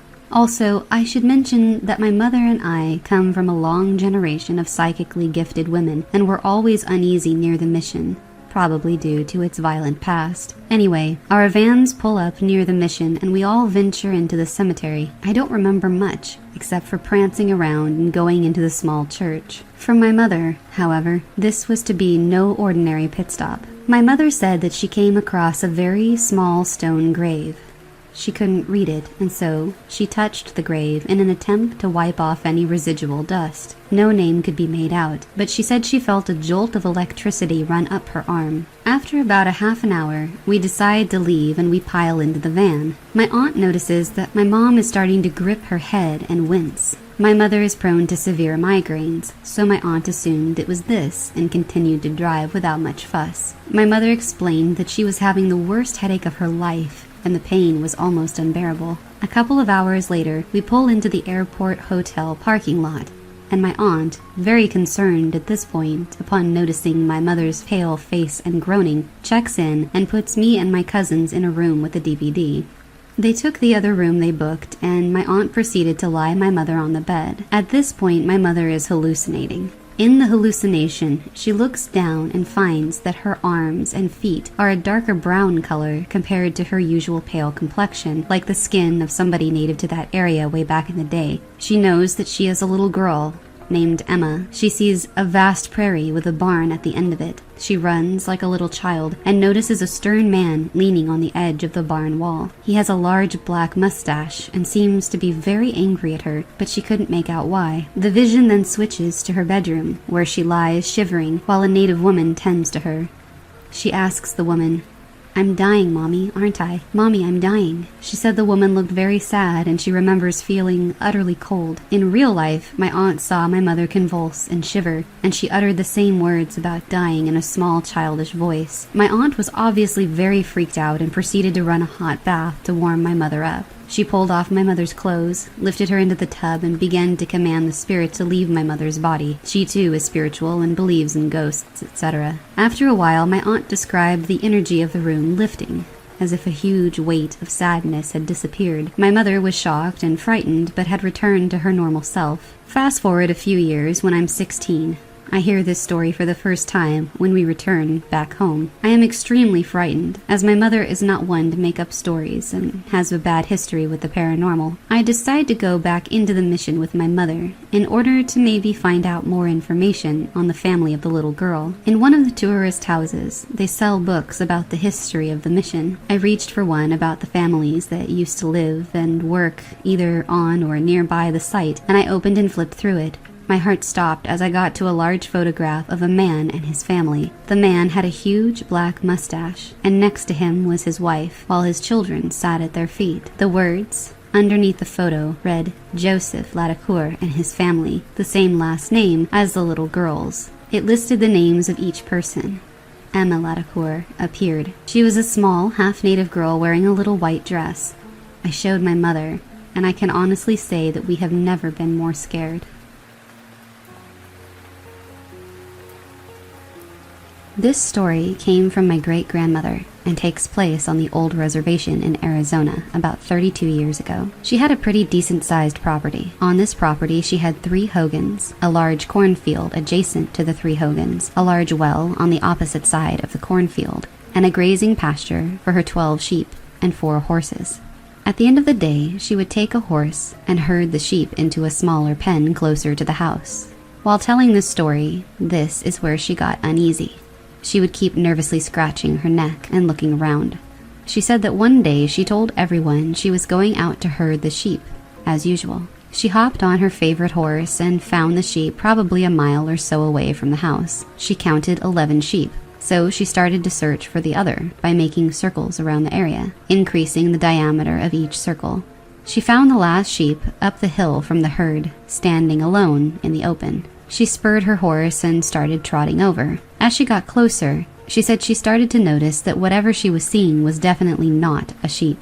At the same time she noticed this, her horse stopped in its tracks, and its ears perked up. She said that the way it was standing gave it away, and that the wool of the sheep didn't look right, almost like it had been taped on and was starting to fall off to one side. It was hard for me to believe what happened next, but she said that it stood up and turned around. It was an old medicine man with a sheepskin cloak, but this isn't what she had seen a moment before. He stared at her, and she said the bloodlust in its eyes made her want to cry and hide. The horse reared up at the sight of this, throwing her to the ground, and she blacked out. Now this is where I started to believe the story. A few hours later, my father, grandfather, and uncle hopped up on their horses and rode out to look for her. They found the herd of sheep and started to panic when she wasn't nearby. They followed the tracks up the hill and found her unconscious in the snow. Her horse had been slaughtered. A section of its throat was missing, and it had multiple scratch wounds on its chest and front legs that my grandfather said had to be at least 1.5 inches deep. Around my grandmother, in a perfect circle, were footprints and handprints, like someone had been trotting around her on all fours. My grandfather's exact words were that it was a perfect fucking circle. My grandmother doesn't remember waking up. She also doesn't remember being sick for 2 weeks after the encounter. But my father, uncle, and grandfather told me that she spent those weeks questioning her sanity, puking up an unusual green, foul-smelling liquid, and having sporadic fevers. I asked all of them at different times after my grandmother told me the story. My uncle and father live in different parts of Arizona, and my grandfather split from my grandmother. But they all told me pretty much the exact same story about what took place afterwards. I even got some other experiences from them. I have no way of proving this is true, But after seeing my grandmother get so uncomfortable telling the story 30 years later, I still believe it with all my soul. In the traditional Navajo way, skinwalkers are seen as witches, but they weren't always seen that way. My late grandmother, who was a medicine woman that practiced the blessings way, told me of the origins of the skinwalker. Being a skinwalker wasn't always seen as a bad thing. In fact, they were seen as people with amazing gifts. They could change into the form of any animal, run vast distances very quickly, mimic people's voices, and some were known to use magic. During colonization, skinwalkers were used to relay messages between war camps and spy on the enemy without being detected. Having the skinwalker abilities was a gift. When we lost, the good of the community took a back seat, and people began to focus on themselves. Instead of sharing what you had, people began to look after their own families, claiming property and livestock. And there were people that got the short end of the stick. Jealousy is a terrible thing. People became jealous of one another, wanted more fortunate people to lose what they had. So, they looked to skinwalkers who had otherworldly powers to do their bidding. Now, being a skinwalker is not a gift. You condemn yourself to a life of unhappiness and anger. In the new way, in order to become a skinwalker, you must sacrifice someone that you love very much. This shows that you are indeed committed to depravity. The interesting thing is that you could have met a skinwalker and not even known it. They are people, like you or me, that have just chosen a path in which they will hurt others. Navajos want to separate themselves from death of any kind. We burn clothing and personal items of deceased relatives, and it is very taboo to keep anything that belongs to the dead. Keeping such items can make a person sick, or suffer horrible life events. However, skinwalkers surround themselves with death. Skinwalkers have been known to grave rob and search through people's garbage. They use bones and hair from the dead and victims' personal items to create bundles. They place these bundles near a person's home and bad luck will fall upon them.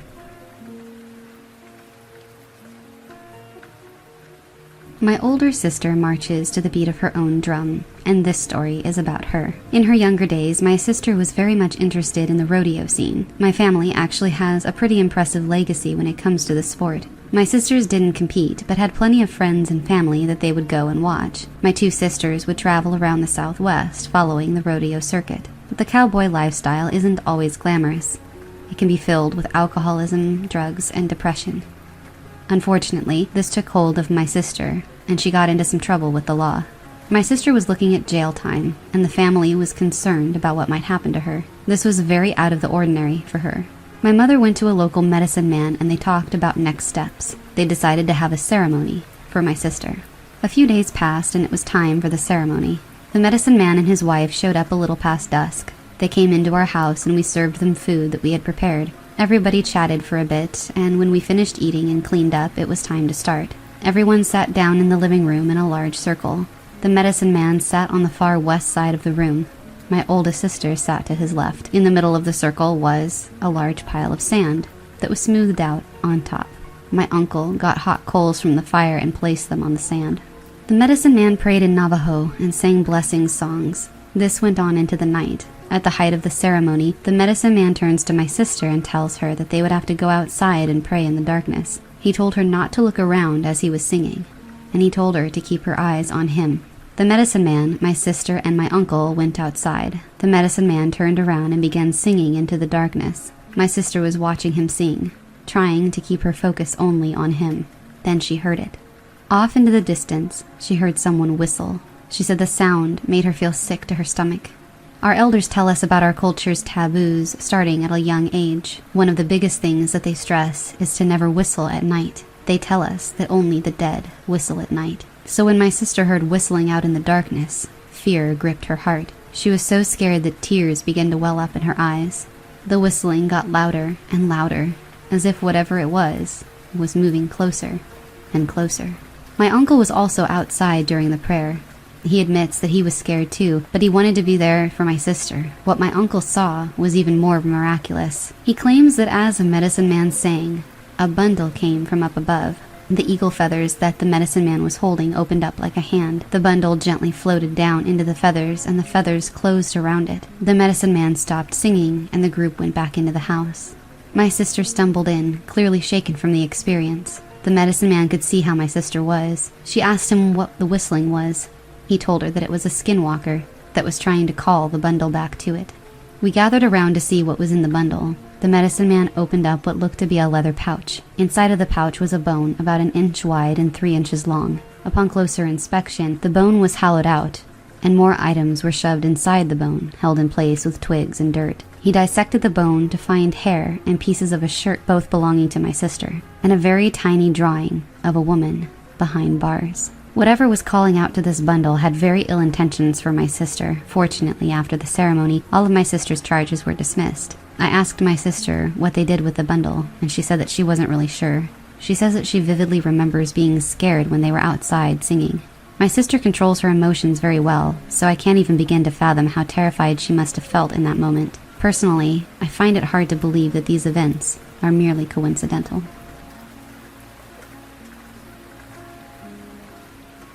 My aunt told me this story. We are related by marriage, and so she has a whole new set of skinwalker stories, and I had to share them. This story took place when she was a child. My aunt's family lived in a community about 20 miles south of Gallup, New Mexico. The area is far different from where I live. My house is surrounded by desert, and you don't really see trees until you move into the canyon. Bed Springs is a forested area and where our story takes place. Like many people on the reservation, my aunt's family didn't have running water or electricity. In order to have water, they would have to drive into town and haul water back in large containers. The containers are huge and easily fit into the bed of a truck. Her family would place 2 containers on a long flatbed trailer to make the best of each trip. Her family went into Gallup, filled the containers, and went around town doing other types of business. Back then, seatbelt laws weren't so strict, and so my aunt and her siblings sat in the bed of the truck as they went to town. It began to get dark, and so the family started back home. Most of the roads weren't paved, and so they had to drive carefully because of the attached trailer. The lights of town faded away in the distance, and soon the vehicle was shrouded in darkness. They drove, and the kids sat in the back and talked amongst themselves. That was, until my aunt noticed something. A figure was crouched by the farthest water container on the flatbed. The truck wasn't barreling down the road, but it was going at a speed that would be impossible for anybody to run and jump on. My aunt nudged her siblings, and they all paused to look at the dark figure. They sat silently and squinted their eyes to look. It was too dark to really make anything out, and so they ignored her and continued to talk. My aunt kept her eye on the figure and pulled hard on the sleeve of her brother when the figure began to crawl over one of the water containers. The kids all stopped and watched in horror as the figure began to move carefully over the second container. My aunt said that the figure looked like a person. However, the limbs were abnormally long. These long limbs pulled its body closer to the kids. At this point, they began to scream and cry. They banged on the window of the truck. At this time, the creature was reaching for the tailgate of the truck. Due to the huge commotion that was now going on in the bed of the truck, the driver slammed on the brakes. The creature hit the tailgate and fell down in between the truck and the trailer. The driver rolled down the window and asked what was going on. The kids screamed at the driver to go. They weren't sure that they were safe until they saw that the trailer moved up and down as if it had run over something large. When my aunt told me this story, I sat in disbelief. She told me that she was uncomfortable when it was crawling on the trailer, but true fear rang through her body when she saw its eyes. I asked her what she meant. She said they were like teddy bear eyes. I didn't quite understand what that meant, so I pressed further. She said that its eyes were shiny. When you shine the light into the eyes of an animal, they reflect back. The brake lights were shining, and whatever they saw that night had eyes that glowed back.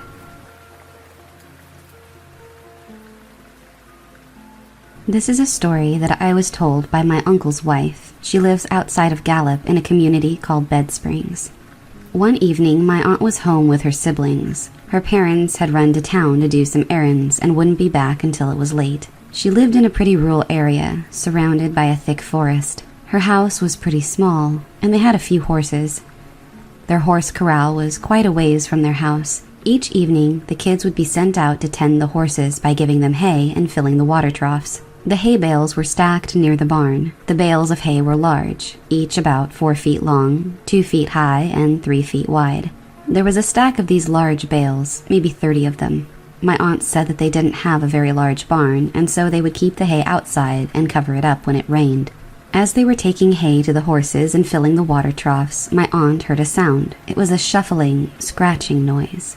The sound was amplified when all of the children stopped to listen. Where they lived, it was so quiet. They could hear the wind softly blowing in the trees, but then it would be interrupted by the sound. My aunt's older brother walked around to pinpoint the sound. It was coming from behind the hay. There was a space between the hay and the barn, not very big at all. The kids all looked and saw something dark wedged between the bales of hay and the walls of the barn. When it moved, its body scraped against the hard surface of the barn. The kids wondered what it was. Nobody was sure. They figured that whatever it was harmless and went to finish their work. It started to get darker, and the kids thought that they would look to see if the thing was still there. It was still wedged against the wall, but this time it wasn't moving. Suddenly, it began to cry out like a cat. Meowing began to come from behind the hay, but it sounded strange. It was off, and plus, whatever was behind the hay was far too large to be any cat. My aunt said they got very scared because the more they listened to the noise that this thing made, the more it sounded like a person trying to mimic a cat. The kids went inside the house and locked the door. By this time, it was dark. The kids were sitting in the house, not talking very much. My aunt said that her brother had told them to be quiet, and he kept peeking out the window toward the barn. Suddenly, they could hear loud noises. Rapid pounding was coming from above, as if somebody was running on the roof. My aunt said that it had to be a person because the footsteps were so loud. She began crying and screaming as the footsteps ran back and forth. Whatever it was ran back and forth on the roof for several minutes. None of the kids were brave enough to investigate. The footsteps finally stopped. It got very quiet, and the kids sat together, shaking with fear. Their attention was drawn back to the door. They heard noises coming from outside. They all huddled together, bracing themselves for the worst. The door opened, and the dread was immediately substituted with relief as their parents walked in the door. My aunt and her siblings told her parents what had happened, and they thought that was the end of their horrifying encounter. However, as the days went on, her family would hear the footsteps on their roof every night. Whoever it was would run back and forth even when her parents were home. She said that her dad would open a window and yell at whoever it was in Navajo. He would tell it to leave his family alone, and then he would begin to pray. My aunt says that eventually the footsteps stopped, but that this was not the last encounter that she would ever have with skinwalkers.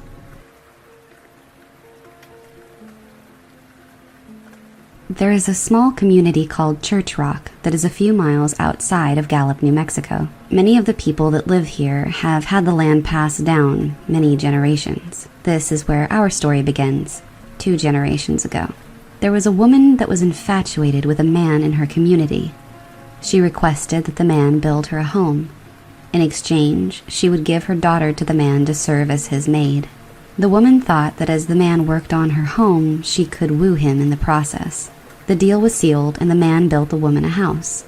The man collected his payment, but instead of having the daughter as a maid, he married her. The mother became enraged with jealousy and ran the newly married couple out of the community. The couple relocated to Rama and started a new life. They had 6 children, 2 of which were twin girls. In the Navajo tradition, twins are seen as very powerful. In the mythology of Navajos, the children of the sun were twins, so they are held in very high regard. This story is from one of those twin girls. The family began construction on a new home. While they were building the house, the children would play outside as the adults worked. As they were playing, the older twin noticed an animal emerge from the woods. It was a coyote. Usually coyotes in the wild are very skittish and avoid humans at all cost. But this coyote made its way closer to the girl. A strange smell filled the air, like something dead. The coyote came right up to her. She said that the coyote didn't bite her, but instead put its mouth over her mouth and began to suck the breath from her. It was at this point that she lost consciousness. One of the adults that was working on the house saw what was happening, and everybody rushed toward the coyote and the girl. The adults yelled and shouted as they ran toward them. The coyote darted back into the woods, and the girl fell to the ground. She was blue. The family worked fast, and they were able to resuscitate her. The incident resulted in the family going to see a medicine man. He told them that the coyote was the grandmother, still harboring jealous feelings toward her own daughter and her family. They had a prayer done and thought that was to be the end of it. Later, the family received news that the grandmother had died. As the years passed, construction on the home continued, and the twin girls continued to grow. The family had built the first story of their home, and they moved in. The twin sisters shared a bedroom and slept together on a king-size bed. It was a hot summer night, and the family kept all the windows open to keep the rooms cold during the night. One night, the older twin arose to use the restroom. The family kept a small light on in the hallway. She got out of bed, walked down the hallway, and did her business. She returned to bed, and as she was covering herself, she happened to look up and froze in horror. There at an open window was a coyote, its eyes shining from the hallway light. The window was pretty high, and so the coyote had to have been standing on its hind legs. The girl was frozen with fear and made complete eye contact with the coyote. And that's when she noticed the smell, the same smell of death. She snapped out of it and ran out of the room, screaming and crying. She ran to her parents' room and got her father. He ran into the bedroom, half expecting it to be a figment of his daughter's imagination. But then the strong smell hit him, and there was the coyote still standing at the window. The father yelled and ran to get his rifle. The man ran out of his home, but the coyote was gone. The family tried to comfort the little girl, but she sobbed until morning. Again, the family sought out a medicine man. He explained to the family that the hatred the grandmother had harbored for them was so strong that the ill intentions she had for the couple and their family persisted even after the grandmother's death. When the family was blessed with twins, the grandmother knew of the strength it would bring to the family, and so she wanted to get rid of one of them. The older twin recalls these events vividly and swears that the coyote that attempted to suffocate her and the one at her window were one and the same. Even the scent of death was familiar the second time she encountered the creature. She hasn't seen it since that night and is very grateful.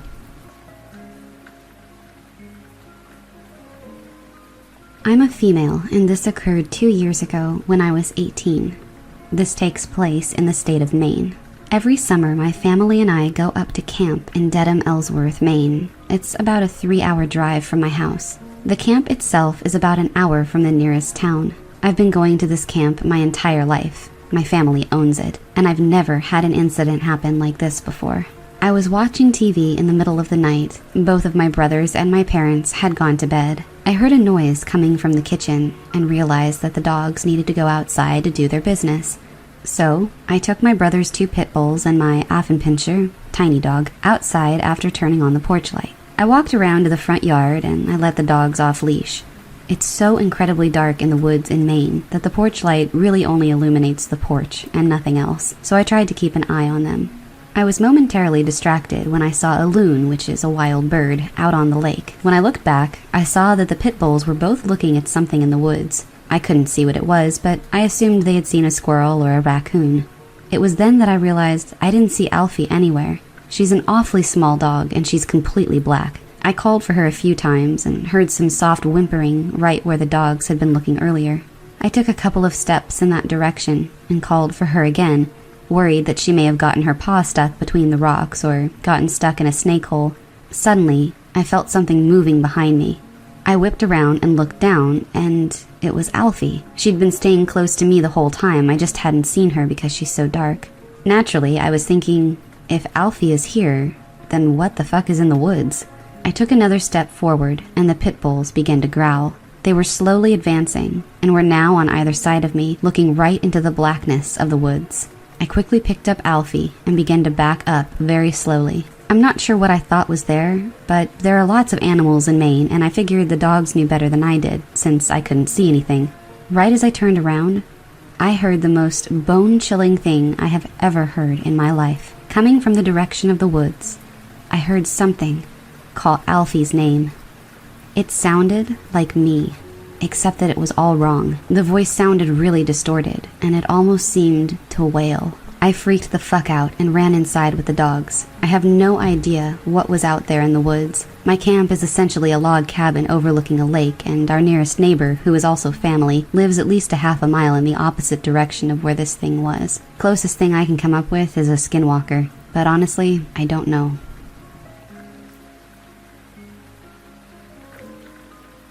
I have a couple of stories to tell. The first story is actually my friend's story. So during the time that these things took place, we were all high school students. And this all happened in Florida, by the way. I already knew about skinwalkers and the like, but when these things happened to me, I wasn't sure if it really was a skinwalker or something else. I've noticed that most of the people who tell me they've experienced the same phenomenon live in the area that I do, and my friend is no exception. Let's call her Jay. Jay lives maybe 10 minutes away from me. She told me that in her bus, there's this one area that they drive by to drop off this kid. She said she doesn't know why, but it really gives her the creeps. Well, she told me that one early morning, so it was still dark out, when they were driving in that area to pick him up, all the kids in the bus and the driver saw this weird-ass deer running alongside the bus. It didn't run away from the bus like most deer would. Instead, it ran beside it, keeping up with it. She said it looked weird as hell. You know, the usual shit about it looking like some humanoid deer because it just didn't look right. Like its limbs were bent in an awkward way. And she said its eyes were freaky. The thing is, my friend didn't know jack shit about skinwalkers or any of that stuff. So I basically got chills. I tried to be reasonable though, because, you know, maybe she just saw a regular deer and it was sick or something, and since it was dark, she got confused. Besides, it's Florida. I don't think we're supposed to get that type of stuff down here. However, Jay swore up and down that it was not a normal deer. She said they all saw it, and even the bus driver slowed down to get a better look at this thing because everybody was so weirded out by it, and that it was basically pandemonium. After a while, it ran off and disappeared. Jay couldn't have made this up because, like I said before, she doesn't know anything about skinwalkers or the goat man or whatever else it could have been. So anyway, I got freaked out because I'm sitting over here, knowing about fucking skinwalkers and the goat man and all that, and my friend is clueless, thinking she's just telling a regular story about some freaky-ass deer demon. So I asked her, "Do you know what skinwalkers are?" She just looked at me and said, "What is that?" I googled it, and I showed her those depictions of skinwalkers, and she goes, "Yeah, that's exactly what I saw, except it had the head of a deer." She kept on saying that it didn't look like an animal or a human, and that after a while the kid from that bus stop didn't come back. Although, that doesn't necessarily have anything to do with this, unless you want to go with the wild thought of whatever might have happened to him. So we were freaking out together, because what she said reminded me a lot about what I heard at night, about it not being an animal or a human. See, a couple of years before she told me this story, I found myself one night sitting in my backyard, like really early, maybe 3 in the morning or so, because I was thinking about things due to personal reasons. I was just kind of chilling and enjoying the silence, when all of a sudden, I hear this freaky-ass echoing scream from really far away. The only way I can describe it is as if it was like a woman and a cat were trapped together inside of a bag and screaming like they were about to get murdered. Now listen, I know mountain lions, foxes, owls, all those things, and they make some weird-ass noises, but I've looked all that shit up and I've heard it in person, and I've tried to debunk this myself. But nothing that exists that I know of sounds anything like this. Like, usually you would be able to tell if it's an animal, right? It's just common sense. Like my friend said before, that shit didn't sound like an animal or a human. It just sounded really fucking unnatural and weird. Now, me being me, I was pretty unfazed at first. A little concerned, yeah. Like, at first it was really far away and I thought it was a woman, and I actually thought maybe they were killing people in the streets at 3 a.m. The thing is, that shit traveled fast. It was freaky as fuck, and the closer it got, the more weird and unnatural it sounded. It only took me a couple of seconds to realize that shit ain't a woman, and it ain't a cat, because while this was going down, I was going through it in my head like, what the fuck is that? This thing went from sounding like it was a couple of miles away to being in my goddamn neighborhood in under 5 seconds. It was so fucking weird, because 1 second it sounded really far away, and the next it sounded like it was on my street. I about shit myself. The second I stood up to leave, the scream just stopped. Like, it just dead-ass stopped. And I'm really thinking at this point that it's in front of my house. I walked as calmly as possible back inside, locked the doors, and the scream was back to being far away again. Fucking weird as hell. I've also heard scraping and tapping on my windows some nights, usually around the same time. I'd say a 2 o'clock to 4 o'clock in the morning time frame, and I've seen black figures that weren't affected by the light outside of my house. To add detail to these things so you can get a feel for it, basically what happened is that I was doing a project for class, and since I procrastinate like a pro, I'm up until 2 a.m. I go to wash my hands from all the graphite, and as the water is running, I hear a scraping against one of the bathroom doors that leads to my backyard. Now, most of the door is made up of these glass panels, the kind that make everything look like a bunch of blurry goops if you try to see out of it. And for a split second, I thought I noticed something pointy and ash gray scraping against the window. It almost looked ghost-like. I turned off the water and I waited a little bit, and it comes back, and it scrapes against the window again. I'm trying not to freak out, but my hands are shaking. It's stupid, but I actually whispered, "What are you doing?" while my voice trembled. it stopped, and I didn't hear anything, except what sounded like someone walking by the window in my room every now and then. It continued that way for some nights, too, off and on. I would hear footsteps by my window and even a tap or two as well some nights. Sometimes I just ignored them, and other times I looked out to see if someone was there, but there was never anybody there. Another night, I had been outside in my backyard again after having a rough day. It was maybe 3 or so in the morning, and I'm sitting outside on the trampoline just relaxing. I suddenly notice that it's absolutely quiet. That kind of uneasy silence that almost feels like a vacuum. I get this feeling of dread, like I'm being watched, and I snap my head to the left. And I catch a glimpse of a humanoid black figure ducking under the other side of my fence immediately. I'm a little freaked out because I noticed this thing was like pure black. Like the streetlight nearby didn't hit it or affect it at all. It almost looked cartoonish, if that makes any sense, because it was like the laws of physics just didn't apply to this thing. See, the reason I'm ranting about this shit is that I told both my friends and my own story in a psychology class at the same school. A lot of the kids there live around my area. I mean like 5 to maybe 15 minutes away max. And they all started screaming. The entire class went batshit crazy when I finished my stories, because apparently every single one of them has experienced the same shit. One girl told me that she's also heard tapping on her windows at night, and she heard screaming.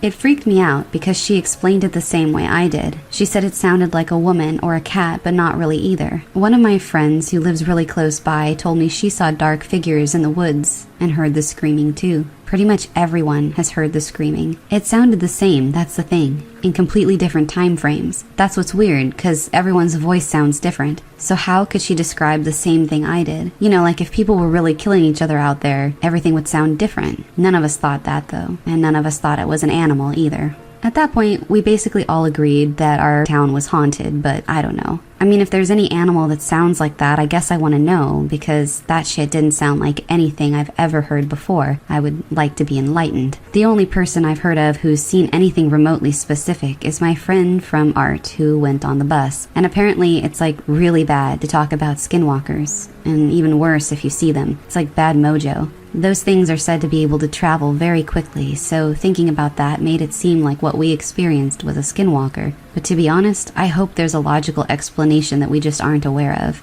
Today, I asked my coworker, who was also my friend in high school and lives nearby too, about all this stuff. He got all spooked and said that he's seen and heard the same things. He's very spiritual and often has visions. He told me that he believes they're doing dark magic in the woods because of a dream he had about some hooded figures sacrificing a woman and a cat or something like that.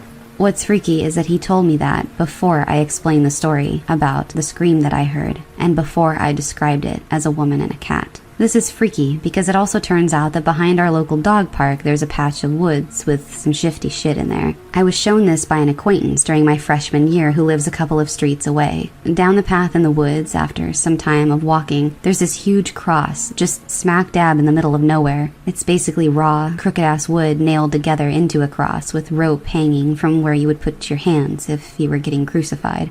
It's huge, too, and whenever I decide to check it out, I always feel really uneasy. Like this feeling that if I stay for too long, something bad will happen. It doesn't look like a grave, but to be honest, who knows? Anyway, he says I'm not the first person that he knows who's told him about experiencing these things. He's also had his own experience with the humanoid figures. He says he saw one, and it turned and looked at him directly in the eyes, as if immediately it knew he was looking at it. So basically, we don't fuck with shit in the woods anymore.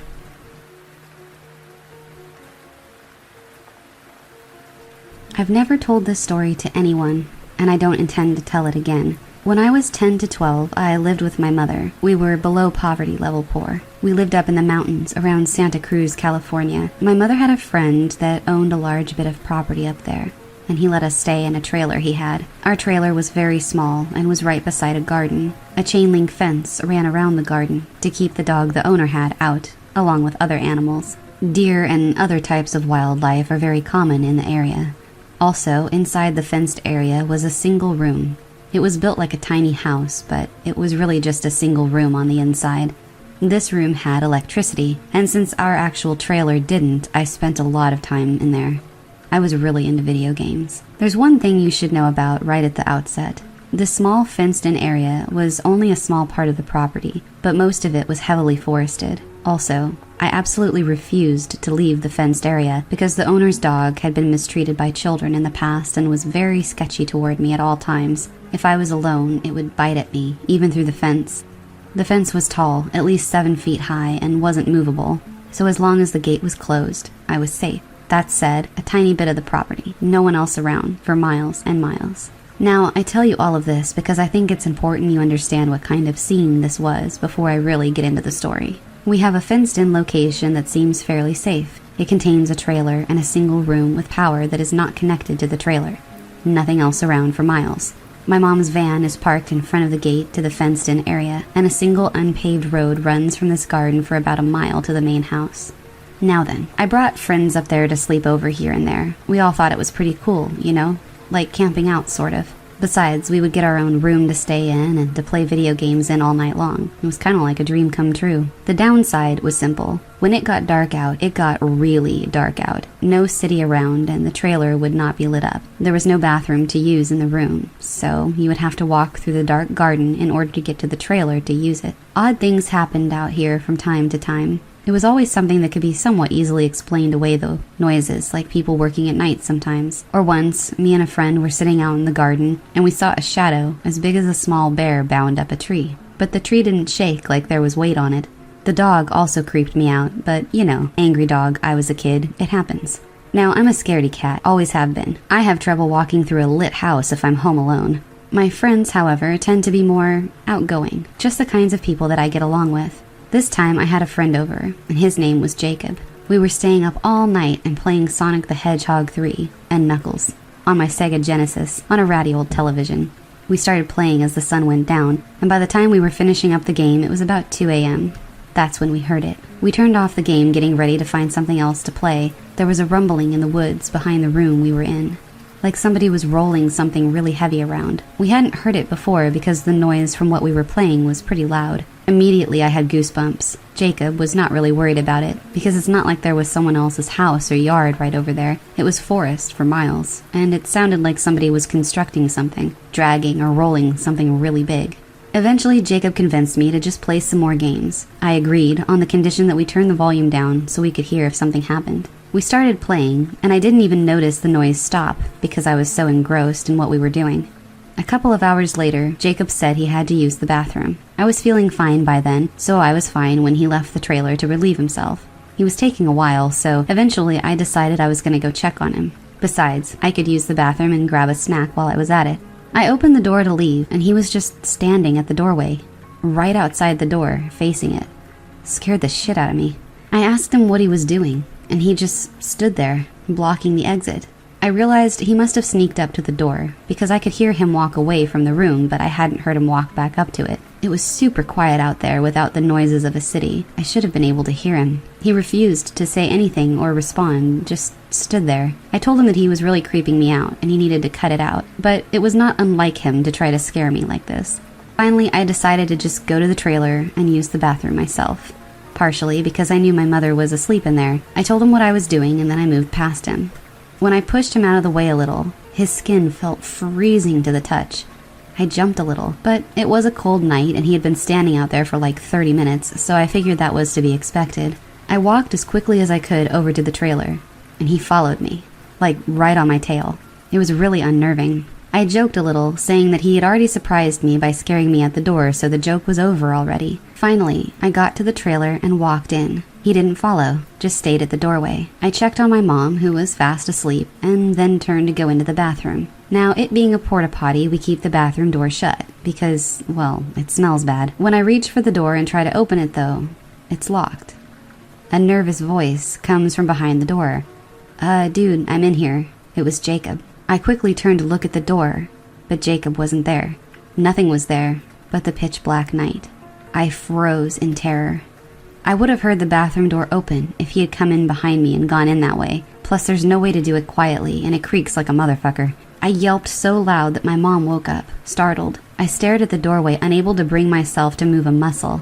She got up, walked over there, and looked out. Not seeing anything, she closed the door and asked me what was wrong. By now, Jacob was coming out of the bathroom, acting perfectly normal, but a bit confused. I explained what had happened. Jacob said he was just taking a long time in the bathroom, basically. Neither of them believed me at all. no matter how much I insisted. My mom was sure that I just got sleepy and imagined it, and Jacob thought I was trying to prank him. So my mom gets out a big flashlight and walks us back to the room, and she tells us to go to sleep. Then she leaves and goes back to bed by herself. Now this room doesn't have any windows or anything, so after a while I calm back down a little. I'm telling myself that my mom was right. I must have had like a waking dream or something. Jacob insisted he was in the bathroom the whole time, and I'm inclined to believe him, because there's just no way to really get around without being heard. So I settle down. I'm a little rattled, but I'm thinking I can just sleep it off through the night. Suddenly, the dog starts going nuts, right behind us.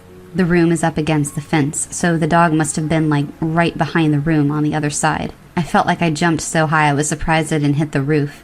Jacob's laughing at me like, haha, a dog barking at a squirrel or some shit and you're over here shitting yourself. It keeps going like that for like a long time. Suddenly, the barking stops and is replaced by whimpering, and then we hear the dog run away. There's about 45 seconds of silence before we hear something new. A small scratching sound on the back wall of the room. We both try to be as silent as we can, and eventually it stops. After 5 or so minutes of silence, Jacob decides to be brave. He insists that he's going to get my mother up, tell her something crazy is going on, and we're going to go from there. With some kind of divine adult protection, no doubt. I wished that he wouldn't leave me alone, but there was no way I was going out there. Never ever.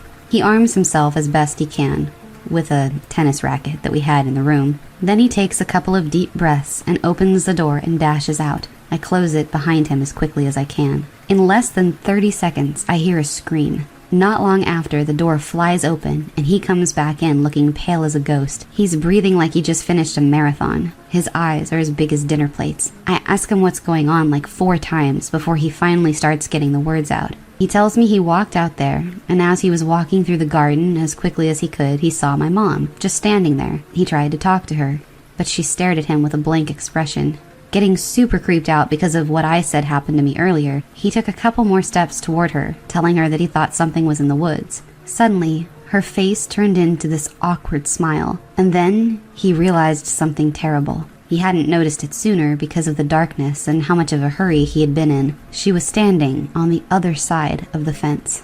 Now, the door to this room does not lock, and as I explained earlier, the room had no windows. He had been trying to move stuff in front of the door as he told the story, and by the end, I was helping him. In retrospect, whatever was harassing us seemed to be averse to actually entering the room or the trailer, because the Jacob one didn't come in either time that he could have, and this room was not sturdy. Either way, we stacked everything that we could against the door, thinking somehow that, like in the cartoons, this would totally definitely keep the creature out. For the rest of the night, we heard scratches coming from all around the room. I cried. Jacob looked like he had left his body with fear. At one time, I thought I heard it speak, too. I heard from right next to where I was resting against the wall, my mother's voice, quietly. The same exact phrasing and intonation that she had used earlier in the night. "What's wrong?" followed immediately by, "Go to sleep." The sun must have eventually come up. The scratching eventually stopped. We heard my mom come to get us, this time actually hearing footsteps. We absolutely refused to leave the room. My mom had to get the property owner and have him literally take the door off. When we saw that it was really her, I burst into tears again. We never had any experiences like these again, and eventually we moved away. But that night still haunts me. I still refuse to go out at night unless I'm with a lot of people, and I will never, ever live in the woods again. My father died about 5 years ago, unexpectedly, from a heart attack. To say that it was hard on my mother and I was an understatement. Our old house in Knoxville just didn't feel like home anymore. About a year later, Mom and I made plans to take ourselves and our elderly dog Ace on a move further south to a small town situated about a half hour from Atlanta. Just a few days before we were slated to move, however, I had one of the most vivid dreams I've ever experienced. All that was within my dream was my bedroom, a picture-perfect recreation of the real thing. I sometimes wonder if I was in some sort of sleep paralysis state when it occurred. To further add to the dream's realism, in the middle of the night, the streetlights right across the street would illuminate through my window, creating a light reflection on the wall perpendicular. In my dream, as I lay there, staring at that exact reflection on the wall, I saw an orb of smoke fade in from the shadows. Goosebumps ran across my skin as I lay there panicked and afraid to move a muscle. Suddenly, it stopped moving and steadily hung in the light's reflection, as if it was staring at me. Without warning, it spoke to me. in my dead father's voice. "I'm sending something to watch you." Despite hearing my father's voice come out of the orb, I was terrified of it. I didn't know why, and yet I managed to squeak out a small reply. "What?" I whispered. The orb remained silent for a few moments, leaving an eerily dead silence in the voice's place. Just as quickly, it spoke to me one final time. "Damn, Black." I woke up almost instantaneously, gasping for breath. The nightmare had chilled me to my core. I didn't know exactly what to make of it, especially those two final words. I chalked it up to maybe Dad wishing us well on our move, but at the time, I couldn't shake the feeling that it was some kind of warning. Within the next couple of weeks, my mother and I moved out of Knoxville and headed down south to Georgia. She had managed to find a quaint little house for us. With only one or two neighbors down a gravel road in the middle of the woods, it was a nice fit for us. Probably the best reliever of all the stress that came with the move, however, was our new neighbor's cat. She was a petite, older black cat that gravitated toward me almost immediately, and I treated her like she was my own pet. I left out a can of food once or twice a week for her, and even if I didn't call out for her, when she saw me outside, she would always run up to me. She helped ease my tensions about leaving Knoxville behind, especially without Dad there. Less than a month into our new house, I awoke suddenly to a faint coughing noise that sounded like it was coming from downstairs. One important thing to know about our dog Ace is that he has a collapsed trachea. He needs medicine to calm the condition down, so I'm used to waking up in the middle of the night to give him his medication. I proceeded downstairs from my bedroom to give him his cough medicine, but I couldn't find him anywhere throughout the house. He wasn't in his bed sleeping. He wasn't in the kitchen. He was nowhere to be found. I didn't check my mom's bedroom, however, as to avoid waking her up. Besides, I wouldn't have heard the coughing if he had been in there anyway, so I just let it be. And that's when I heard the cough again, but it was coming from farther away, as if from outside.